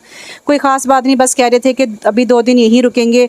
तुम तो अभी रहोगी ना? नहीं, मैं इनके साथ ही वापस चली जाऊंगी। अब इतनी जल्दी? अपने लहजे की बेख्तियारी बेकरारी को खुद महसूस करके फ़ौरन संभलता हुआ बोला, मेरा मतलब है जब आ ही गई हो तो कुछ दिन रहो, इतनी जल्दी जाने की क्या ज़रूरत है? क्या करूँगी यहाँ रहकर? वहाँ क्या करती हो? कुछ ना भी करूँ फिर भी वहाँ मेरी ज़रूरत है। फिर जैसे अपने आप से बोली, मेरे आने से बंटी कितना अकेला हो गया होगा। ये बंटी कौन है? वो पूरी तरह इसकी तरफ मतवज्जो हुआ जब ही उसकी अपने आप से की गई बात सुन ली। खान साहब का सबसे छोटा बेटा? बहुत छोटा, मेरा मतलब गोद का बच्चा है? अरे नहीं। वो हंस पड़ी, फिर उसके साथ बरामदे से उतरकर आंगन में आते हुए इसे बंटी के बारे में बताने लगी। एक बात कहूँ, बुरा तो नहीं मानोगी? वो बंटी के बारे में सुनकर कहने लगा। वो स्वाई नज़रों से देखने लगी, मुझे लगता है खान साहब ने सिर्फ बंटी के लिए तुमसे शादी की है, वरना इस उम्र में इन्हें क्या ज़रूरत थी भला? उसका अपना भी यही ख्याल था कि इसके बावजूद इसकी तरदीद की। नहीं खैर, ऐसी बात तो नहीं है, मुझे खुद ही बंटी का ख्याल रहता है। इसके बगौर देखने पर नज़रें चुराते हुए बोली, अगर ऐसी बात होती तो खान साहब मुझे अपने साथ लेकर क्यों आते? इसके पास छोड़ देते? ये तो है, साफ लग रहा है वो महज इसकी बात रखने की खातिर ऐसा कह रहा है। जब ही वो मौजू बदल गई, सुनो, अगर इस वक्त तुम्हारा कहीं जाने का प्रोग्राम नहीं है तो मुझे तारिक रोड ले चलो। क्या करोगी? इसने शायद बेख्याली में पूछ लिया। जाहिर है शॉपिंग। अच्छा हाँ। वो अपनी बेखबरी पर हंसा, फिर फ़ौरन उठता हुआ बोला, मुझे ले जाने पर एतराज़ नहीं है, लेकिन अगर तुम्हारे खान साहब ने कहीं इस रास्ते में देख लिया तो क्या हुआ, वो क्या कहेंगे भला। सॉरी मैं भूल गया था, ये खौफ तो हम मिडिल क्लास वालों को होता है। इसके शाकी नज़रों से देखने पर शान चाका बोला, चलो जल्दी से तैयार हो जा, मैं बस तैयार ही हूँ, तुम अलबत्ता चेंज कर लो, मैं जब तक नानी अम्मा और ममानी जान से कह दूँ। इसके साथ ही वो उठकर अंदर चली गई। नानी अम्मा और ममानी जान से कहकर अपना पर्स उठाया और वापस आई तो वो सिर्फ शर्ट चेंज करके बटन बंद करता हुआ आ रहा था। इसे देखकर बाहर की तरफ निकल पड़ा तो वो भी खामोशी से इसके पीछे चली आई। 2 दिन पलक झपकते में गुजर गए। तीसरे दिन सुबह अभी वो नाश्ते से फारिग होकर बैठी थी कि जुनैद खान का फ़ोन आ गया। उन्होंने पहली बात वापसी की कही, फिर शायद मरवत ने से पूछे लगे, तुम्हारा क्या इरादा है, अगर मज़ीद यहाँ रहना चाहो तो। नहीं खान साहब, मैं आपके साथ ही चलूँगी। वो फ़ौरन बोल पड़ी, गुड।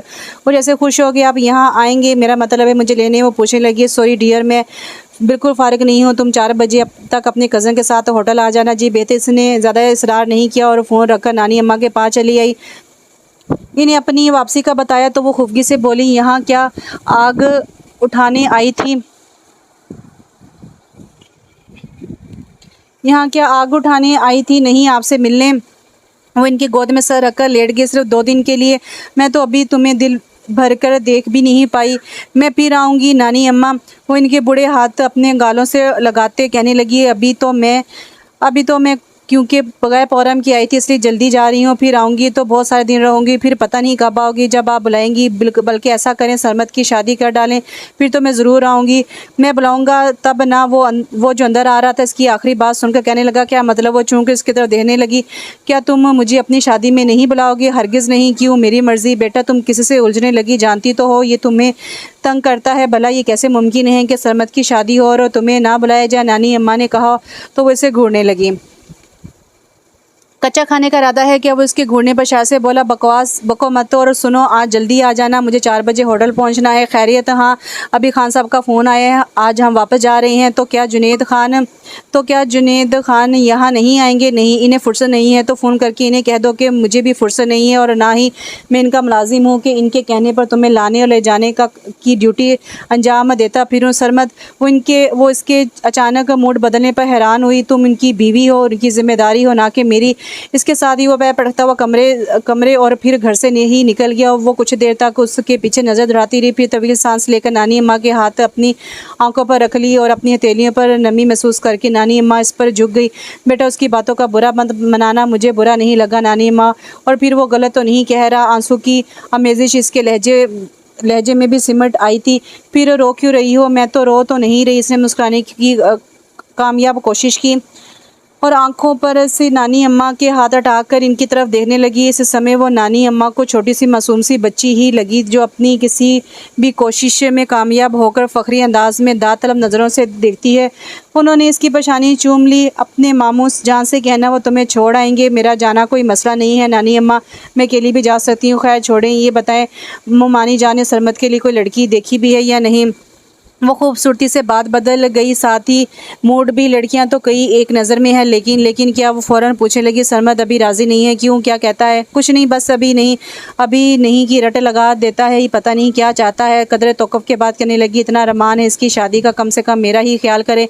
बूढ़ी जान हो, ज़िंदगी का क्या भरोसा, आज हूँ कल नहीं। अरे नहीं नानी अम्मा, अभी आपको बहुत जीना है। सरमद तो क्या इसके बच्चों की शादियाँ भी देखनी है। और शायद बच्चों के जिक्र पर ही नानी अम्मा को याद आए, इससे पूछने लगी, सुनो तुम्हारी शादी को कितना अरसा हुआ है।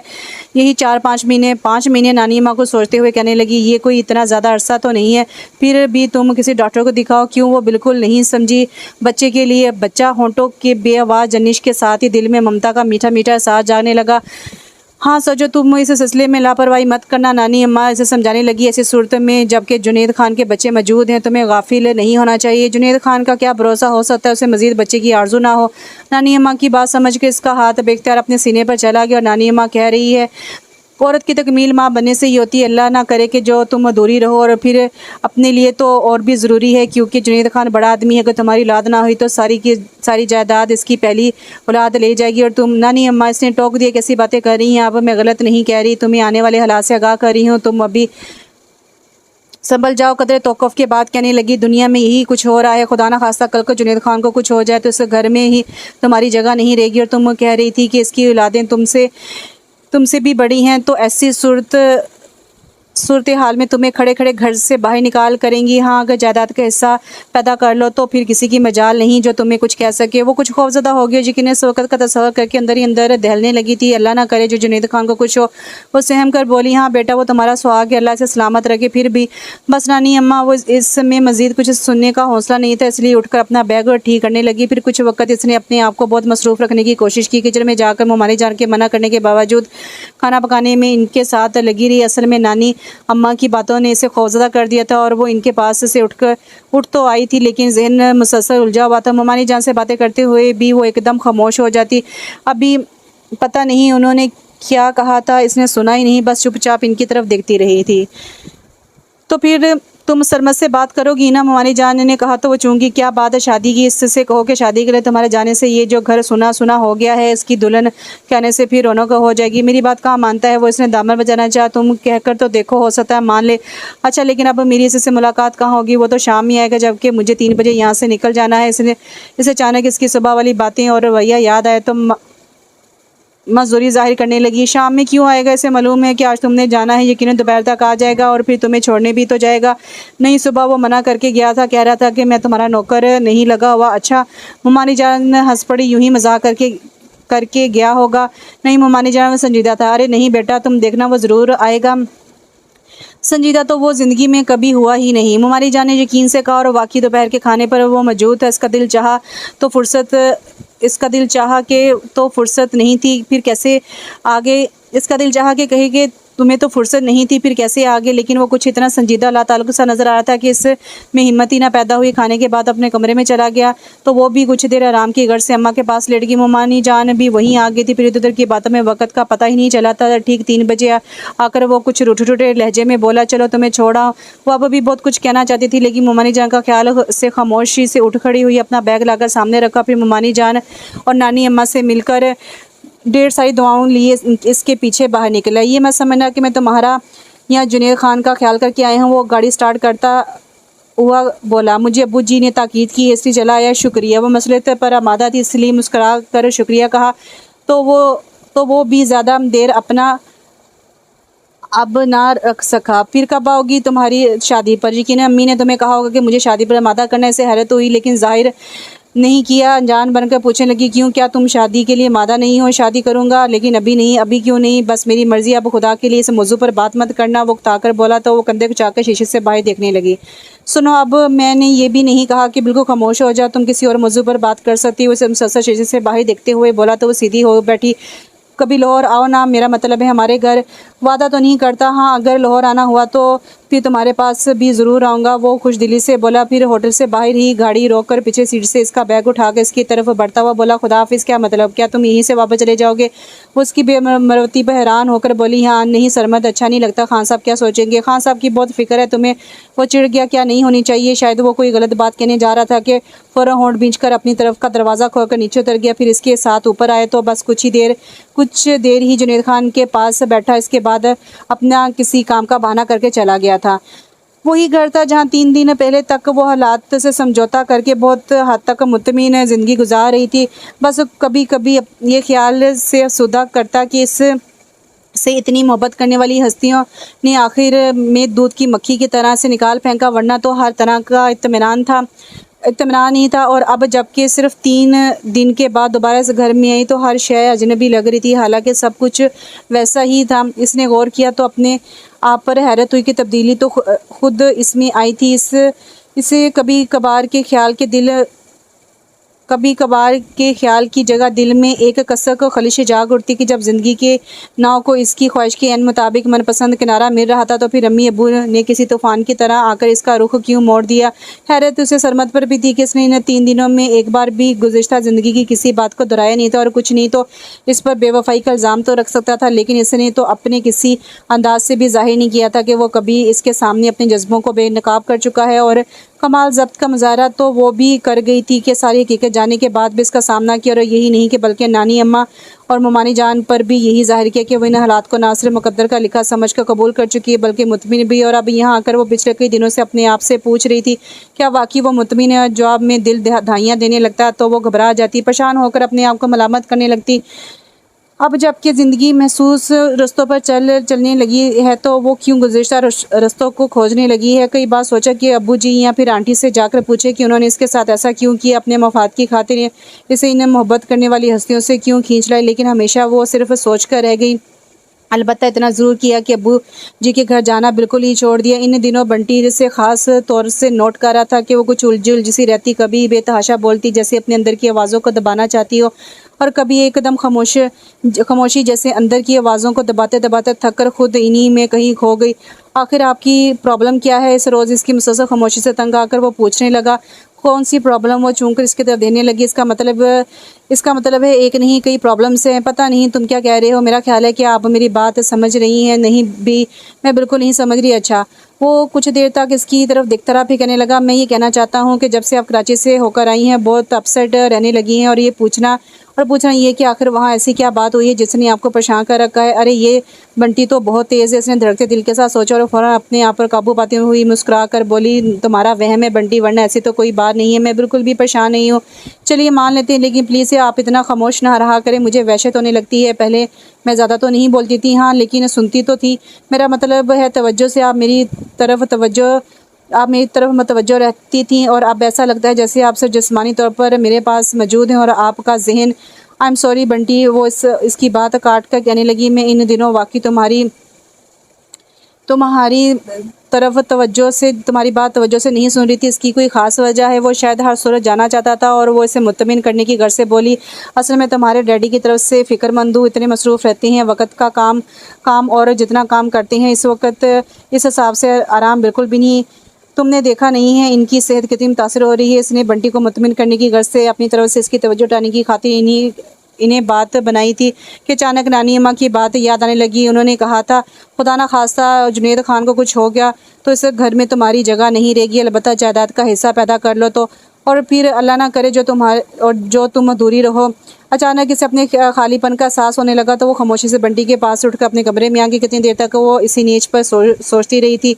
इसकी शादी को ज़्यादा अरसा नहीं हुआ था, बस सिर्फ 7 माह, और अगर हालात ऐसे ना होते तो शायद अभी वो नए मेहमान के बारे में सोचती भी ना। लेकिन अब नानी अम्मा की बातों ने इसे सोचने में मजबूर कर दिया था। इसे जायदाद का लालच नहीं था, अलबत्ता वो अपनी तकमील ज़रूर चाहती थी। इसी रात जुनैद खान के सामने इसने ख़ास तौर पर बच्चों का जिक्र छेड़ दिया। वो इनके तासरात देखना चाहती थी और जानना चाहती थी कि आया वो मज़ीद बच्चों की आरज़ू रखते हैं या नहीं। इसे बहुत मायूसी हुई जब उन्होंने कोई तवज्जो नहीं दी। फिर अगले कई दिन तक वो इन्हें आजमाती रही, कभी बच्चों की बातें और कभी बच्चों की कोई मूवी लगा देती। और जुनैद खान पता नहीं समझ नहीं रहे थे या जानबूझकर अनजान बन रहे थे। बहरहाल वो खासी दिल बदश्ता हुई और एक आखिरी ख्वाहिश के तौर पर उनसे साफ बात करने की जुर्रत कर बैठी। खान साहब, मैं अपनी तकमील चाहती हूँ। क्या मतलब? वो हिचकिचाई थी। मेरा मतलब है मैं माँ बनना चाहती हूँ। अरे, जुनैद खान का कहका बेसाख्ता था। मेरी बीवी बनते ही तुम ना सिर्फ माँ बल्कि नानी और दादी भी बन गई थी। वो तो ठीक है खान साहब, लेकिन मैं अपने बच्चे की माँ बनना चाहती हूँ जो मेरी कोख से जन्म ले और मेरी आगोश में परवरिश पाए। कम ऑन स्वीटी, उन्होंने टोका। तुम सिर्फ अपने बारे में नहीं मेरे बारे में भी सोचो। अब इस उम्र में मैं शेर ख्वार बच्चे का बाप कहलाता अच्छा लगूंगा क्या? कदरे तौक़ुफ़ के बाद कहने लगा, फरिया पहले ही खफा है। मैंने इस उम्र में शादी क्यों की? अब अगर बच्चा पैदा करने लगूँ तो सिर्फ एक। वो इनकी बात पूरी होने से पहले ही बोल पड़ी, इम्पॉसिबल। पशानी शकन-ए-लूद और लहजे की सख्ती ने इससे ना सिर्फ अंदर तक दिला दिया बल्कि बावर भी करा दिया कि इस सिलसिले में कोई बात ना अब ना आइंदा कभी नहीं सुनेंगे। वो सर झुकाकर अपने अंदर ममता के जज्बे का गला घोंटने की कोशिश करने लगी थी कि वो कहने लगे, सुनो, तुम्हारी सिर्फ माँ बनने की ख्वाहिश है या मेरी जायदाद में हिस्सेदार पैदा करना चाहती हो? मेरे खुदा, इसे हैरत के साथ दुख भी हुआ। तासुब भरी नज़रों से देखती हुई बोली, मेरी जायदाद में से कुछ नहीं चाहिए। मुझे जायदाद में से कुछ नहीं चाहिए खान साहब, बस एक बच्चा जो मेरी ममता का सहारा हो। मेरा यकीन करे, मैं अपने लिए और इसके लिए कुछ नहीं मांगूंगी। अच्छा, वो पता नहीं क्यों हंसे थे। तुम्हें शायद पैसे की अहमियत का अंदाज़ा नहीं है। बहरहाल मैं तुम्हारी ये ख्वाहिश पूरी नहीं कर सकता। वो करवट बदल गए और वो बकाया तमाम रात आंखों पर बंद बांधती रही। सिर्फ जुनैद खान ने इसे अंधेरे में नहीं रखा था, ना ही इसका दिल रखने की खातिर कोई आस दिलाई थी, बल्कि उन्होंने वाज़ा अल्फाज में इसकी ख्वाहिश रद्द कर दी थी। और होना तो यही चाहिए था कि वो हर बात की तरह इसे भी नसीब का लिखा समझकर कबूल कर लेती, लेकिन इसके बरक्स वो किसी तरह भी इस तलख हकीकत को कबूल नहीं कर पा रही थी। गो के कोशिश ज़रूर कर रही थी कि इसे अपने अंदर ममता के जज्बे को हमेशा के लिए दफन कर दे, लेकिन जितना वो इस जज्बे को दबाती इतना ज़्यादा वो सर उबारता और वो बेचैन हो जाती। कोई मासूम फरिश्ता, कोई नन्ना मुन्ना सा वजूद इसके गोश में समाए तो इसे अपना आप मोतबर लगे। क्या वो कभी मोतबर नहीं होगी? वो सोचती, क्या इसकी समातें हमेशा एक लफ्ज़ माँ सुनने को तरसती रहेंगी? कोई तो हो जो मेरे तड़पते मचलते जज्बे को फ़कत एक लफ्ज़ से शांति बख्श दे। और फिर वो सुकून ढूंढती हुई बंटी के पास जा बैठी। इस इतने बड़े घर में एक वही तो था जो अपनी कहता तो इसकी भी सुनता था। इसकी व्हील चेयर के आगे घुटने टेक कर बैठी और इसके मजबूत हाथों पर अपने हाथ रखते हुए बोली, सुनो बंटी, तुम्हें याद है अवर रोज से तुमने पूछा था कि तुम मुझे क्या कहकर मुखातिब किया करो? हाँ, और शायद आपने कहा था जो भी नाम दो, लेकिन इतना ख्याल रखना कि मेरी इज़्ज़त नफ्स मजरूह ना हो।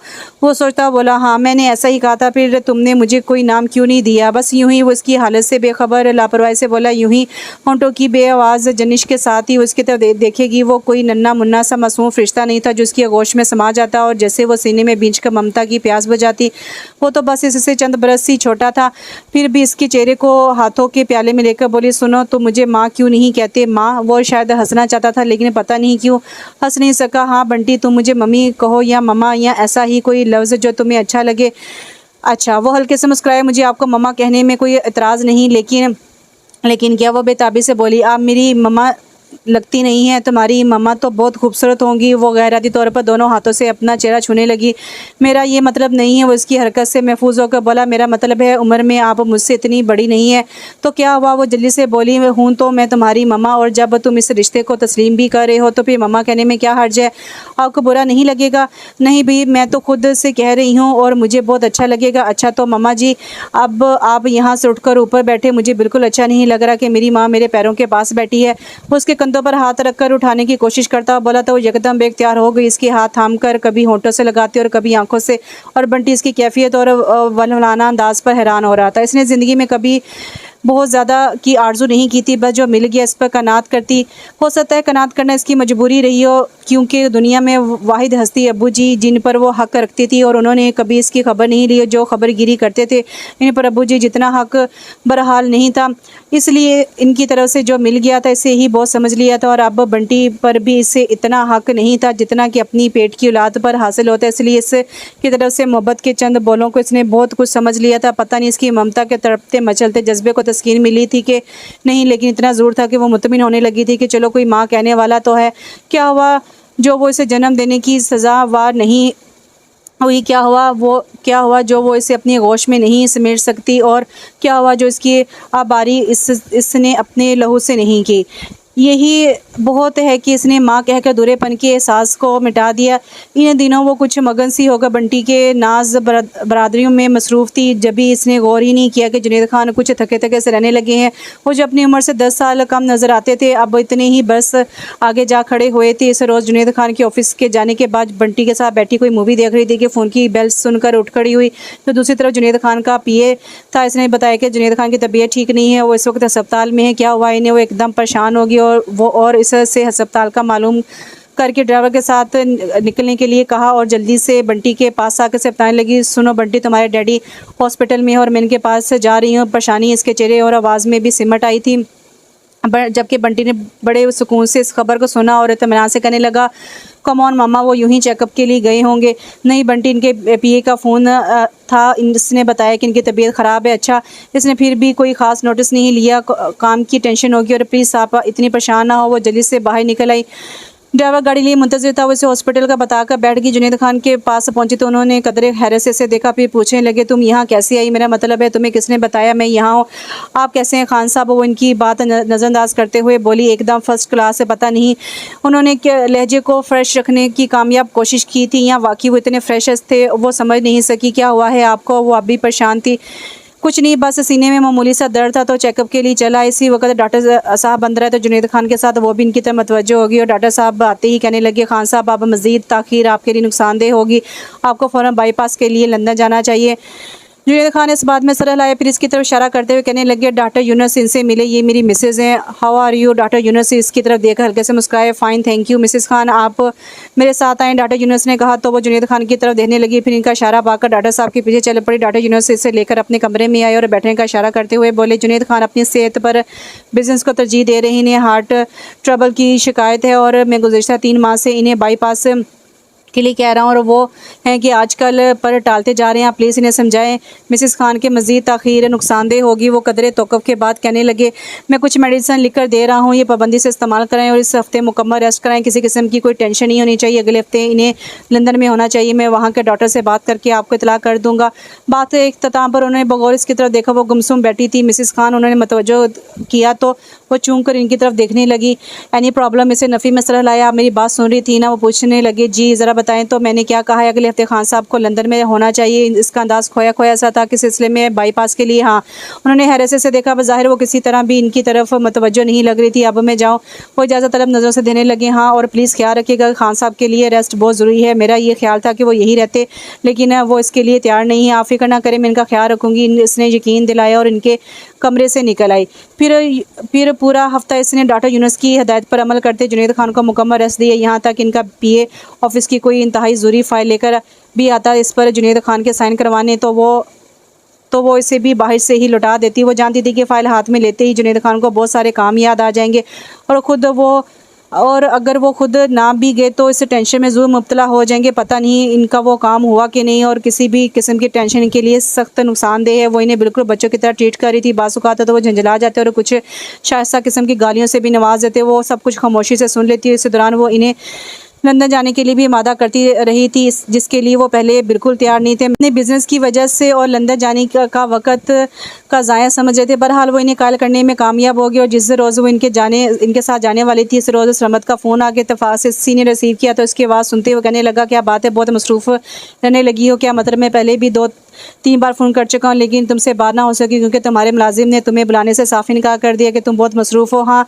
असल में खान साहब वो अपनी मसरूफियत का सबब बताना चाहती थी कि वो बोल पड़ा, क्या हुआ, फोत हो गए तुम्हारे खान साहब? अल्लाह ना करे। वो बेख्तियार बोली और वो बेख्तियार ही रो पड़ी। अरे हेलो सज्जो, हेलो, तुमने ऐसी बात क्यों कही? वो रोते हुए बोली, आई एम सॉरी, मैंने तो यूं ही मैं मजाक में भी ऐसी बात नहीं सुन सकती, समझे? तुम सुनो, तुम्हें क्या खान साहब से बहुत मोहब्बत है? हाँ, इसलिए कि वो मेरा सुहाग है, मेरा साहिबान है। इस साहिबान से निकल कर पूरी दुनिया में मेरे लिए कहीं अमान नहीं। कदर तौक़ुफ़ के बाद अपने आप पर काबू पाते हुए बोली, ये बताओ तुमने फ़ोन क्यों किया था? मैं एक काम के सिलसिले में लाहौर आ रहा हूँ, पूछना ये था कि तुमसे मुलाकात हो सकेगी? तुम अगर मेरे घर आना चाहो तो ज़रूर आओ, लेकिन मुझसे मुलाकात यूँ नहीं हो सकेगी। मैं खान साहब के साथ लंदन जा रही हूँ, किस सिलसिले में? खान साहब के बाईपास के लिए। अरे वो शायद इससे हौसला देने को अल्फाज ढूंढने लगा था कि वो कहने लगी, दुआ करना सरमद, अल्लाह मियाँ मुझे किसी आजमाइश में ना डाले। मेरा साहिबान, मेरी छत हमेशा सलामत है। इसके साथ ही इसने बहुत आसानी से रिसीवर रख दिया था। इसने अपनी ज़िंदगी में इतना तनहा, उदास और फारिग दिन नहीं गुजारे थे जितना कि लंदन में क़याम के दौरान गुजारे। बस पहले दिन ही वो जुनैद खान के साथ हॉस्पिटल गई थी। इसके बाद इसे इनसे मिलने की इजाज़त नहीं थी। इसका ख्याल था कि वो इनकी तीमारदारी को वहीं उनके पास मौजूद रहेगी, लेकिन इसकी इजाज़त नहीं थी। बाईपास के बाद वो एक बार इन्हें देखने की घर से गई थी। रिसेप्शन पर जाकर जब इसने जुनैद खान का नाम लिया तो वहाँ से मौजूद लड़की ने वहीं बैठे बैठे एक बटन ऑन किया और इस सामने स्क्रीन रोशन हो गई। उसने देखा जुनैद खान सो रहे थे और इनसे मुतालिक हिदायत का चार्ट जैसे वो लड़की रवानी से पढ़ कर सुनाने लगी, क्या मैं इनसे मिल सकती? उसने खामोश होते ही वो पूछने लगी, सॉरी। लड़की नफ़ी में सलाह लाया, साथ इसकी सूरत के लिए ये भी कह दिया कि वो यहाँ आने की बजाय फ़ोन करके इनके बारे में मालूम कर लिया करें। फिर इसने ऐसा ही किया। ज़ाहिर है जब वो इनसे मिल नहीं सकती थी और ना ही करीब जाकर इन्हें देख सकती, तो फिर हॉस्पिटल जाने का क्या फ़ायदा?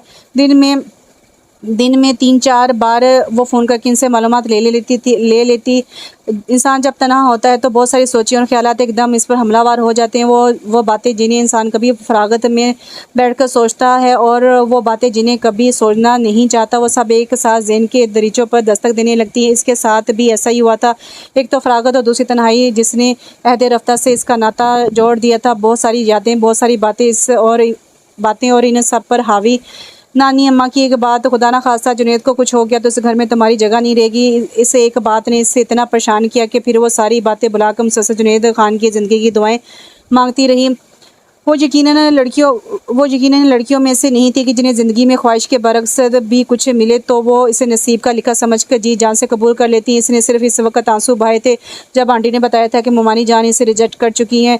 यहाँ पे इस वक्त जब नानी अम्मा और मोमानी जान की ज़ुबानी से सही सूरत हाल का पता चला था और वो अफसुदा ज़रूर हुई थी और कई दिन तक अपने साथ होने वाले तकदीर के मजाक पर कुर्ती भी रही थी, लेकिन जुनैद खान से फिर भी मुंतफिर नहीं हुई थी और ना इसके लिए गलत अंदाजे से सोचा था। इन्हें तो जाब कबूल के मराहल से गुजरते ही इसने अपना सब कुछ मान लिया था और खालिस मशरक़ की लड़कियों के अंदाज में सोचते हुए शायद इसका ईमान था कि जिस घर में इसकी डोली उतरी है वहाँ से अब इसका जनाजा ही निकलेगा। अक्सर माएँ बेटियों को इसी किस्म की नसीहतें किया करती और फिर इसने तो नानी अम्मा की गोद में परवरिश पाई थी, यकीन उन्होंने ही इसकी गुटी में ये बात बैठाई थी और अब उन्होंने ही इस खदशे का इजहार भी किया कि जुनैद खान के बाद इसका क्या होगा।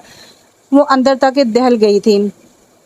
अल्लाह ना करे जुनैद खान को कुछ हो इसके दिल से हर दम ऐसी ही सदाएं निकलती थी। जिस रोज़ जुनैद खान डिस्चार्ज हुए वो इसी वक्त इनसे मिल सकी और इस तमाम अरसे में पहली बार वो बेख्तियार इनके सीने में मुँह छुपाकर रो पड़ी। अरे क्या हुआ भाई? वो कदरे हैरत से पूछने लगे। खान साहब मैं आपकी तरफ से बहुत परेशान थी। कमॉन स्वीटी अब तो मैं ठीक हूँ। हाँ अल्लाह का शुक्र है। वो आंसू पूंछ कर इनकी तरफ देखने लगी। चेहरे की रंगत कदरे जर्दी माइल हो रही थी और कुछ कमज़ोर भी लग रहे थे।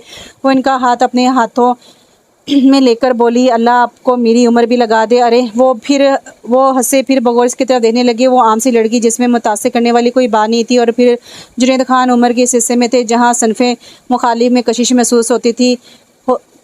महसूस होती भी है तो दिल बेख्तियार नहीं होता और ना ही इसकी तरफ लपकता है।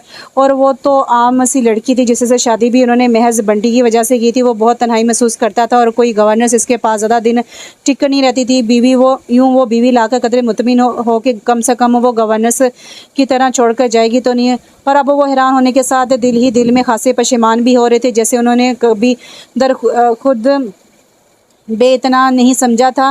वो कितने खलूस से इन्हें अपनी ज़िंदगी की दुआ दे रही थी। आप क्या सोचने लगे? वो यकटक इन्हें अपनी तरफ देखते पाकर सादगी से पूछने लगे तो वो चूक गए। ये बताओ तुमने मेरे लिए कितनी दुआएं मांगी? बेशुमार, ना सिर्फ दुआएं बल्कि मनते भी जो घर जाकर पूरी करूँगी। क्यों? मेरा मतलब है तुम्हें मेरी ज़िंदगी से क्या फ़ायदा है? बिला आखिर बिजनेसमैन जो हुआ तो वही बात करनी थी।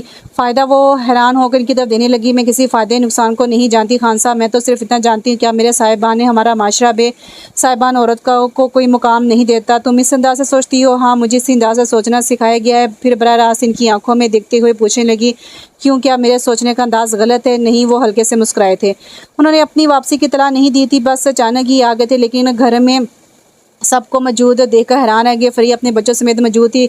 इस तरह ताहिर खान भी अपने बच्चों समेत इस्लामाबाद से आया हुआ था और आसिफ खान कराची से। यूँ जैसे इन सबको जुनैद खान की वापसी की इत्तला मिल गई और वो इसके इस्तकबाल का मौजूद हुई। एक अफरा तफरी खुशगवार से हंगामे का समा था। जुनैद खान जिस वक्त इसका हाथ थामे हुए बड़े हाल में दाखिल हुए तो लहजा लम्हे भर को सब खामोश होकर अपनी अपनी जगह खड़े हो गए थे। फिर सबसे पहले फ्रिया खासे पुरजोश अंदाज में आगे बढ़ी। वेलकम डैडी, कैसे हैं आप?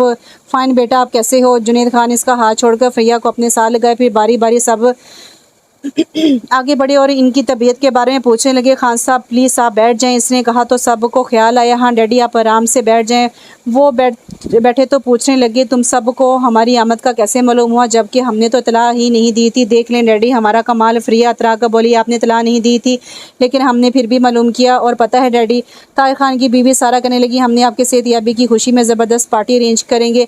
फिर कितनी देर तक वो सब इसी किस्म की बातें करते रहे। जुनैद खान मुस्कुरा कर अपनी औलाद का जोशो खरोश देख रहे थे, जबकि वो इन सब के दरमियान अपने आप को अजनबी महसूस कर रही थी क्योंकि किसी ने एक बार भी इसे मुखातिब नहीं किया था। बंटी ने भी नहीं और जुनैद खान तो शायद भूल गए थे कि वो भी यहाँ मौजूद है। रात में जिस वक्त वो सबकी तरफ से अपना इत्मीनान कर लेने के बाद अपने कमरे में आई तो देखा जुनैद खान कोई फ़ाइल लिखने में मसरूफ़ थे। वो दबे पाँव आगे बढ़ आई और इनके हाथ से फ़ाइल ले ली। उन्होंने सर उठाकर देखा तो कहने लगी अभी नहीं खान साहब, अभी आप कोई काम नहीं करना, आप मुकम्मल रेस्ट करें। ओके। उन्होंने बड़ी जल्दी हथियार डाल दी और फाइल इसके हाथ से लेकर ब्रीफ केस में रखते हुए बोले बच्चे सो गए क्या? नहीं, सब ड्राइंग रूम में बैठे हैं। हाँ, ये सब जब इकट्ठे होते हैं तो यूं ही रात भर महफिल जमाए रखते हैं। फिर उठते हुए कहने लगे आओ हम भी कुछ देर इनकी महफिल में बैठ आए, आपके सोने का वक्त हो गया। इसने घड़ी की तरफ इशारा किया। अब तो सोना ही सोना है उन्होंने कहा और उसके कंधे पर हाथ रखकर कमरे से निकल आए। टीवी लॉन्च से गुजरकर गैलरी में दाखिल हुए तो ड्राइंग रूम से आती आवाज़ों पर इसकी तरफ देखकर मुस्कुराए।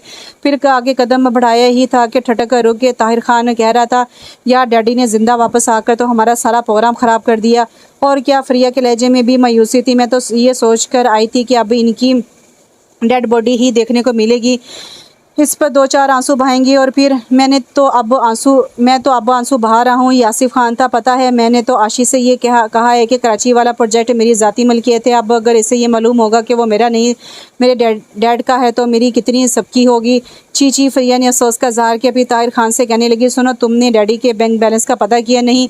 ये काम सुबह करने का इरादा है लेकिन अब क्या फ़ायदा, अब तो वो आ ही गए हैं ज़िंदा सलामत। आसिफ खान के जले कटे लहजे पर सब हंसने लगे और वो जो सांस रोके खड़ी थी अपने कंधे पर दबाव महसूस करके फ़ौरन जुनैद खान की तरफ देखने लगी। जाने क्या था इनके चेहरे पर, इनकी आंखों में कि वो इनके कमर के गिर्द बाजू डालकर पलटी और दोबारा इन्हें अपने कमरे में ले आए। एहतियात से बेड पर लटाए तो वो कहने लगे, ये सब कुछ इन्हीं का तो है। फिर रिलैक्स खान साहब, प्लीज़ आप कुछ ना सोचें, ये सब नादान है। ठहरे मैं आपके लिए दूध में ग्लूकोज मिलाकर लाती हूँ। वो जल्दी से कमरे से निकल गई। कुछ देर बाद दूध का गिलास लिए वापस आए तो जुनैद खान फ़ोन पर किसी से कह रहे थे, हाँ बस इसे बेसाहिबान नहीं होना चाहिए ये घर, ये टेक्सटाइल मिल।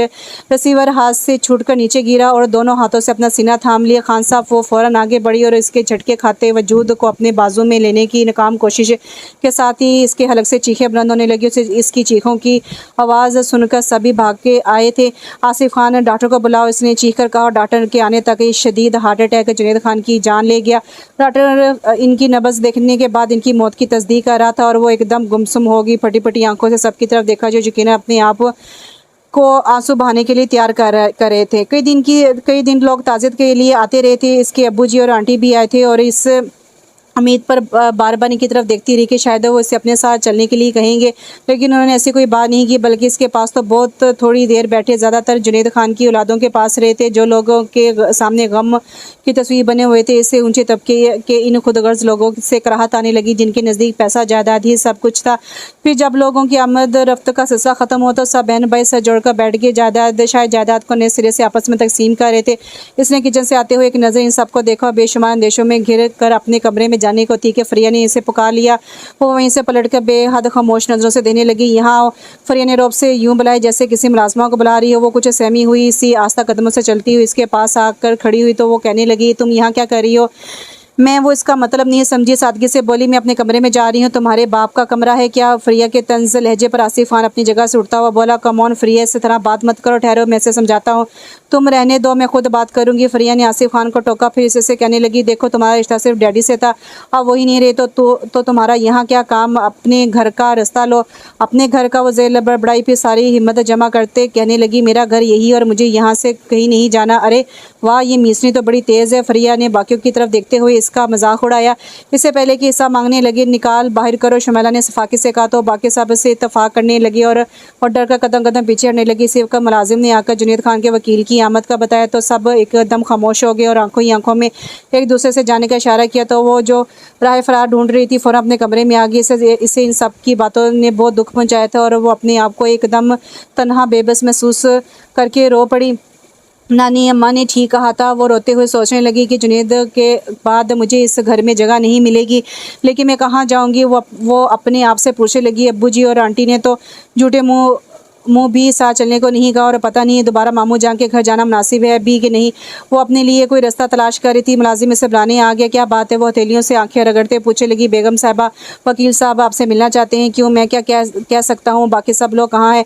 वही वकील साहब के पास मौजूद हैं। अच्छा तुम जाओ, मैं आती हूँ। उठकर बाथरूम में चली गई। मुँह हाथ धोकर हाथों से बाल ठीक की और अपने दुपट्टे को फैलाकर ओढ़ती हुई बाहर निकल आई। इसने देखा वो सब जो अभी कुछ देर पहले रिश्ता लिहाज बुलाकर इंतहाई बदतमीज़ी का मुजाहरा कर रहे थे, अब वकील साहब के सामने खासे मुहज़्ज़ब बने बैठे थे। अस्सलाम वालेकुम बेगम साहबा। वो करीब पहुंचे तो वकील साहब इसे सलाम करते हुए अपनी जगह से उठ खड़े हुए। इसने सर के इशारे से सलाम का जवाब दिया और फिर इनके कहने पर इनके दाएं जानिब वो खाली सोफे पर जा बैठी। मेरा नाम ज़ारुल हसन है और मैं जुनैद खान का कानूनी वकील हूँ। वकील साहब ने इससे अपना तारुफ कराया तो वो ज़रा सा सर ऊँचा करके इनकी तरफ मतवज्जो होगी। क्या हुआ था खान साहब को? अभी तो वो बाईपास करवा के आए थे, फिर इतनी जल्दी ये सब कैसे हुआ? वकील साहब के पूछने पर वो बारी बारी इनकी तरफ देने लगी। दिल चाह चीख कर कहे, इन सब की वजह से हाँ, इनकी मौत की जिम्मेदार ये सब है। लेकिन वो होंठ बीच का खामोश रही। मुझे बेहद अफसोस है बेगम साहबा, महरूम बहुत अच्छे इंसान थे। अपनी आखिरी वक्त में वो फ़ोन पर मुझसे बात कर रहे थे।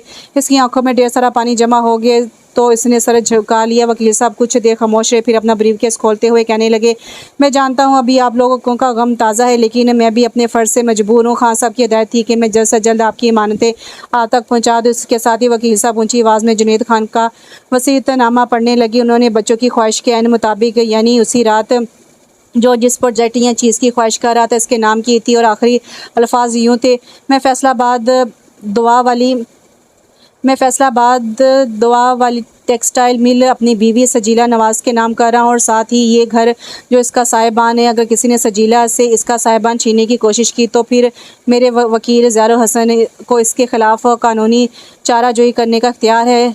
नहीं, वो हाथों में चेहरा छुपा कर फूट फूट कर रोने लगी। ये मिट्टी गारे की दीवारें और छत मुझे साहिबान नहीं दे सकते। मेरा साहिबान तो खुद जुनैद थे, वो नहीं रहे तो मैं ये सब लेकर क्या करूँगी, मुझे कुछ नहीं चाहिए, वो रोते हुए कह रही थी। वकील साहब उठकर इसके पास चले आए, मुलाजिम से कहकर इसके लिए पानी मंगवाया और फिर गिलास इसके हाथ में थमाकर अपना हाथ इसके सर पर रख दिया। इसी वक्त फरिया ने बंटी को जाने का इशारा किया। वो अपनी व्हील चेयर धकेलता उसके पास चला आया। मामा प्लीज़ इस तरह ना रोएं, वो इसका हाथ थाम कर बोला तो वो और शिद्दत से रोने लगी। प्लीज़ मामा, इसने इल्तजाई अंदाज अख्तियार किया, मुझे बेहद दुख हो रहा है और देखिए ज़िया अंकल भी आपके रोने से परेशान हो रहे हैं। इसने बामुश्किल अपनी बुलंद होती सिसकियों को रोका और वकील साहब से माज़ा करती हुई उठकर अपने कमरे में आ गई। इसकी जगह कोई और होती तो इस वक्त जुनैद खान की औलादों पर बर्तरी हासिल होने पर इत्मीनान ज़रूर महसूस करती, लेकिन वो थी सजीला नवाज़ जिसने कभी ज़्यादा की आरज़ू नहीं की थी। हमेशा जो मिला इस पर कनात की और ख्वाहिश के मुताबिक या ख्वाहिश के बरक्स, और अब जो इसे मिल रहा था इसका तो इसने कभी तसव्वुर भी नहीं किया था। ज़िंदगी में शायद पहली बार ऊपर वाले से शिकवा करने लगी, या मेरे अल्लाह क्या मांगा था मैंने, सिर्फ जुनैद खान की ज़िंदगी, मेरे सर पर साहिबान सलामत रहे और तूने वही साहिबान छीन लिया।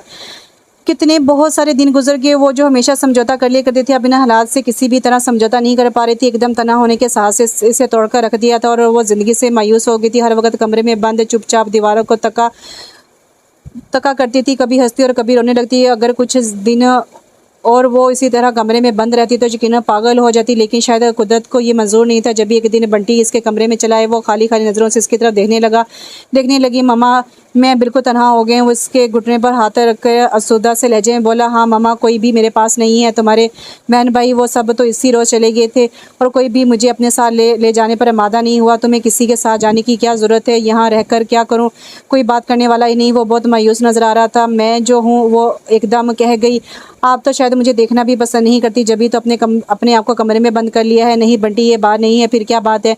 मैंने तो सिर्फ इसलिए अपने आप को कमरे में मुकीद कर लिया कि कहीं तुम ये ना समझने लगो कि मैं इस घर पर काबिज़ हो गई हूँ। ये घर आपका ही तो है, सिर्फ मेरा नहीं, हम सब का। अच्छा, वो खुश हुआ। इसका मतलब है कि आप मुझे यहाँ से निकालेंगे नहीं। मैं ऐसा क्यों करूँगी भला, मेरे बहन भाई भी तो आपके साथ ऐसा कर रहे थे। इनका अमल इनके साथ है, मेरा अमल मेरे साथ है। वो खुद कलामी के अंदाज में कहकर बेड से उतर आई और इसकी चेयर धकेलती हुई बोली, आओ बाहर चलें, पता नहीं बाहर का मौसम कैसा है। बहुत खुशगवार बंटी खुशी से बोला था। फिर रफ्ता रफ्ता वो अपने पुराने मामूल की तरफ लौट आई कि जुनैद खान ही तो नहीं थे, बाकी सब कुछ तो वैसा ही था। और फिर जुनैद खान भी कब इससे इतना वक्त देते थे, अक्सर दौरों पर ही रहते थे और यहाँ होते भी तो इतने मसरूफ़ इससे बस रस्मी बातें ही कर पाते थे। शुरू से इसका ज़्यादा वक्त बंटी के साथ गुजरता था, अब भी वैसा ही साथ था। पहले इससे शुबा था और अब यकीन के वो सिर्फ बंटी के लिए इस घर में लाई गई थी, वरना अगर जुनैद खान को बीवी की ज़रूरत होती तो वो इस जैसी आम सी लड़की से शादी क्यों करते।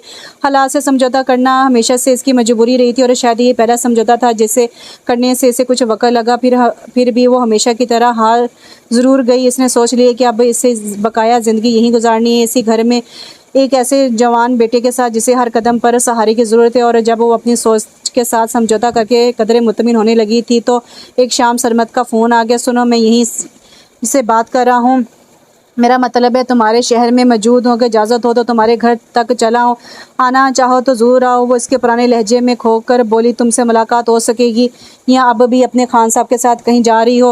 वो यकीनन इसके साथ होने वाले साने से लाइलम था। जब भी ऐसी बात कह गया मैं कहीं नहीं जा रही तुम आ जाओ, इसके साथ ही इसने सिलसिला मुंतकिल कर दिया और कोई घंटे भर बाद वो इसके सामने खड़ा था। वो हैरान से इसकी तरफ देखी गई। इसे 1 साल में कितना बदल गया था। वो चेहरा बदन कदरे फरबी माइल होकर इसे अपनी उम्र से 4-5 साल आगे ले गया था। आंखों पर सुनहरी फ्रेम का चश्मा इसके चेहरे को बाकायदा पुरवकार बना रहा था। बैठने को नहीं कहोगी, उसे यूं देखते पाकर नजरें चाहता बोला, हाँ बैठो। वो सर झटक कर बोली, ये बताओ घर में सब लोग कैसे हैं और तुम्हारे इतने अरसे बाद मेरा ख्याल कैसे आया? तुम्हें किसी का ख्याल आता है? वो इसका मुबासा करना चाहता था, नहीं अपनी गलती इतराफ़ करते हुए वो रो पड़ी। मुझे खुद अपना ख्याल भी नहीं आता। क्यों? वो उसके रोने की परवाह करते हुए पूछने लगा। तो जवाब में इसने अपने ऊपर टूटने वाली क़यामत का हवाल क्या सुनाया। सज्जो वो किस कदर हैरान था। तुम तन्हा अपनी ज़ात पर इतने दुख कैसे झेल लेती हो? कम से कम हमें इतला तो कर देती। मेरा ख्याल था तुम्हें मालूम हो गया होगा, वही तो नाजिल होती नहीं हम पर, कोई बताता जब मालूम होता ना। और फिर मैं तो वैसे भी ट्रेनिंग के सिलसिले में जर्मनी गया हुआ था, अभी 2 हफ्ते पहले लौटा हूँ। बहरहाल अब्बू जी और अम्मी को तलाक करती तो वो तुम्हारे पास ज़रूर आते, बल्कि तुम्हें अपने साथ ले जाते। अपने साथ? बिल्कुल। वो फ़ौरन बोल पड़ा, जुनैद खान के बाद तुम्हारा यहाँ कौन है? बंटी। कौन बंटी? फिर जैसे इसे फ़ौरन याद है, अच्छा वो बंटी जुनैद का माजूर बेटा। लेकिन सजो इसके अपने बहन भाई मौजूद हैं, फिर तुम्हें क्या ज़रूरत है इसकी गवर्नेंस बनने की? गवर्नेंस नहीं सरमत, मैं इसकी माँ हूँ।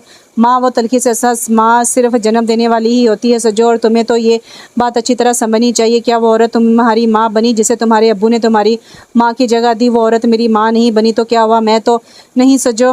वो इसकी बात पूरी होने से पहले बोल पड़ा, मत अपनी ज़िंदगी बर्बाद करो इसके लिए जो अपने माँ बाप का भी नहीं था। यकीन करो तुम्हें वो माँ इस वक्त तक कहेगा जब तक ये घर और टेक्सटाइल मिल तुम्हारे पास है। आज इसके नाम कर दो तो तुम्हें दिखे देकर निकाल देगा, और तुम जैसी बेवकूफ़ लड़की से कोई भेद नहीं कि इसकी बातों में आके इसके नाम लिख भी दो।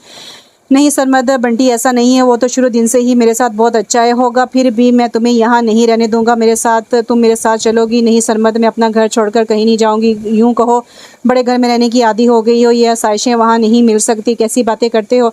और रोने वाली होगी से बड़े घर होने, इन आसाइशों ने क्या दिया है मुझे? तो फिर छोड़ दो ये सब, मेरे साथ चलो। इसकी बेबसी से देखने पर वो कहने लगी, सुनो हमारा घर छोटा सा ही लेकिन दिल बहुत बड़े हैं और मोहब्बतों से लबरेज, और मोहब्बतें खरीदी नहीं जा सकती। फिर उठते हुए बोला, मैं कल की सीट्स ओके करवा रहा हूँ, तुम्हें आना हो तो इन सारी आसाइशों को हमेशा के लिए यहीं छोड़कर कल 4 बजे एयरपोर्ट आ जाना, वरना फिर हमेशा के लिए खुदा हाफिज़। वो लंबे लंबे डग बढ़ता हुआ कमरे से बाहर निकल गया और वो ग्लास डोर से जाते हुए देखती रही। सरमद इसके लिए सोचो कि नए दरवाजे खोल गया था और वो उलझती चली जा रही थी। इसकी समझ नहीं आ रहा था वो क्या करे। कभी सोचती कि इसकी बात मानकर एक बार फिर नानी और मामू और मुमानी जान की शफीक पनाहों में जा छुपे। फिर बंटी का ख्याल आता, इसके जाने से वो कितना अकेला हो जाएगा। रात भर में वो कोई फैसला नहीं कर पाई थी। जब भी सुबह अपने थके हुए ज़हन को फ्रेश करने की घर से लोन में निकले, लेकिन यहाँ भी वही सोची थी। जल्दी ही उकताकर दोबारा अपने कमरे में आई। किचन की तरफ जाना चाहती थी कि बंटी के कमरे में आहट सुनकर रुक गई। बंटी इतनी जल्दी उठ गया, सोचती हुई इसके कमरे की तरफ आई तो दरवाजे के पर ही ठटक कर रुक गई। वो शायद फ़ोन पर बात कर रहा था। फिर आप ही कहाँ थी आप? मैं कल शाम से आपको रिंग कर रहा हूँ। हाँ, यहाँ खासी गड़बड़ हो गई है। इस मिसनी का कज़न पता नहीं कहाँ से आ गया है। मैंने खुद सुना है वो उल्लू का पट्टा इससे मेरे खिलाफ वर्गला रहा था। अब मैं क्या करूँ? अगर वो इसकी बातों में आ गई तो हमारे हाथ कुछ नहीं आएगा, और वो हमेशा तो ऐसी बातों पर खामोश नहीं रह सकती। दरवाजे की ज़ोर से धक्का देकर वो अंदर दाखिल होगी। उसे देखकर गड़बड़ा गया। फ़ौरन रिसीवर रखकर अपने आप पर काबू पाते हुए बोला, अरे मामा आप इतनी जल्दी उठ गई? मामा नहीं, मिसरी को इसने पूरी ज़िंदगी में कभी इस अंदाज से बात नहीं की थी। दांतों को एक दूसरे पर जमा कर, आंखों की पुतलियाँ सुकेड़ कर, क्या मतलब क्या कह रही हैं आप? बंटी ने अनजान और मासूम बनने की भरपूर एक्टिंग की। तुम अच्छी तरह जानते हो कि मैं क्या कह रही हूँ और मज़ीद क्या कहने वाली हूँ। अगर सुनने का हौसला है तो सुनो, वरना अभी और इसी वक्त निकल जाओ यहाँ से। मैं बिल्कुल नहीं समझा। वो रटाई से बोला, क्या समझाऊं तुम्हें? अरे तुम तो ये भी ना समझ सके कि मुझे तुमसे हमदर्दी नहीं थी। मैंने सचमुच तुम पर अपनी ममता लुटाई थी, और जिस पर ममता लुटाई जाए इस पर जान भी निछावर कर दी जाती है। ये घर जागीर क्या चीज़? मामा मत कहो मुझे मामा, मैं तुम्हारी मामा नहीं हूँ, और तुम्हारी जैसी रिश्तेदारों का तकद्दुस पामाल करने वाली मेरी अपनी सगी औलाद भी होती तो मैं इसका गला दबा देती। इसकी आवाज़ भर गई थी तो इसकी तरफ रुख मोड़ते हुए बोली, तुमने मुझे बहुत दुख पहुंचाया है बंटी, इसके लिए मैं तुम्हें कभी माफ़ नहीं करूंगी। बहुत ज़्यादा और जैसे जल्द हासिल करने की हवस ने तुम सबको अंधा कर दिया। अरे ये सब कुछ तुम्हारा ही तो है फिर। लेकिन नहीं, मैं जुनैद खान नहीं हूँ जो तुम लोगों की हकीकत जानने के बाद भी इतना कुछ तुम्हारे नाम लिख गए। मैं इस सारी दौलत और जायदाद को अपने हाथों से आग लगा दूंगी, लेकिन तुम्हारे हवाले नहीं करूँगी। तुम ऐसा नहीं कर सकती।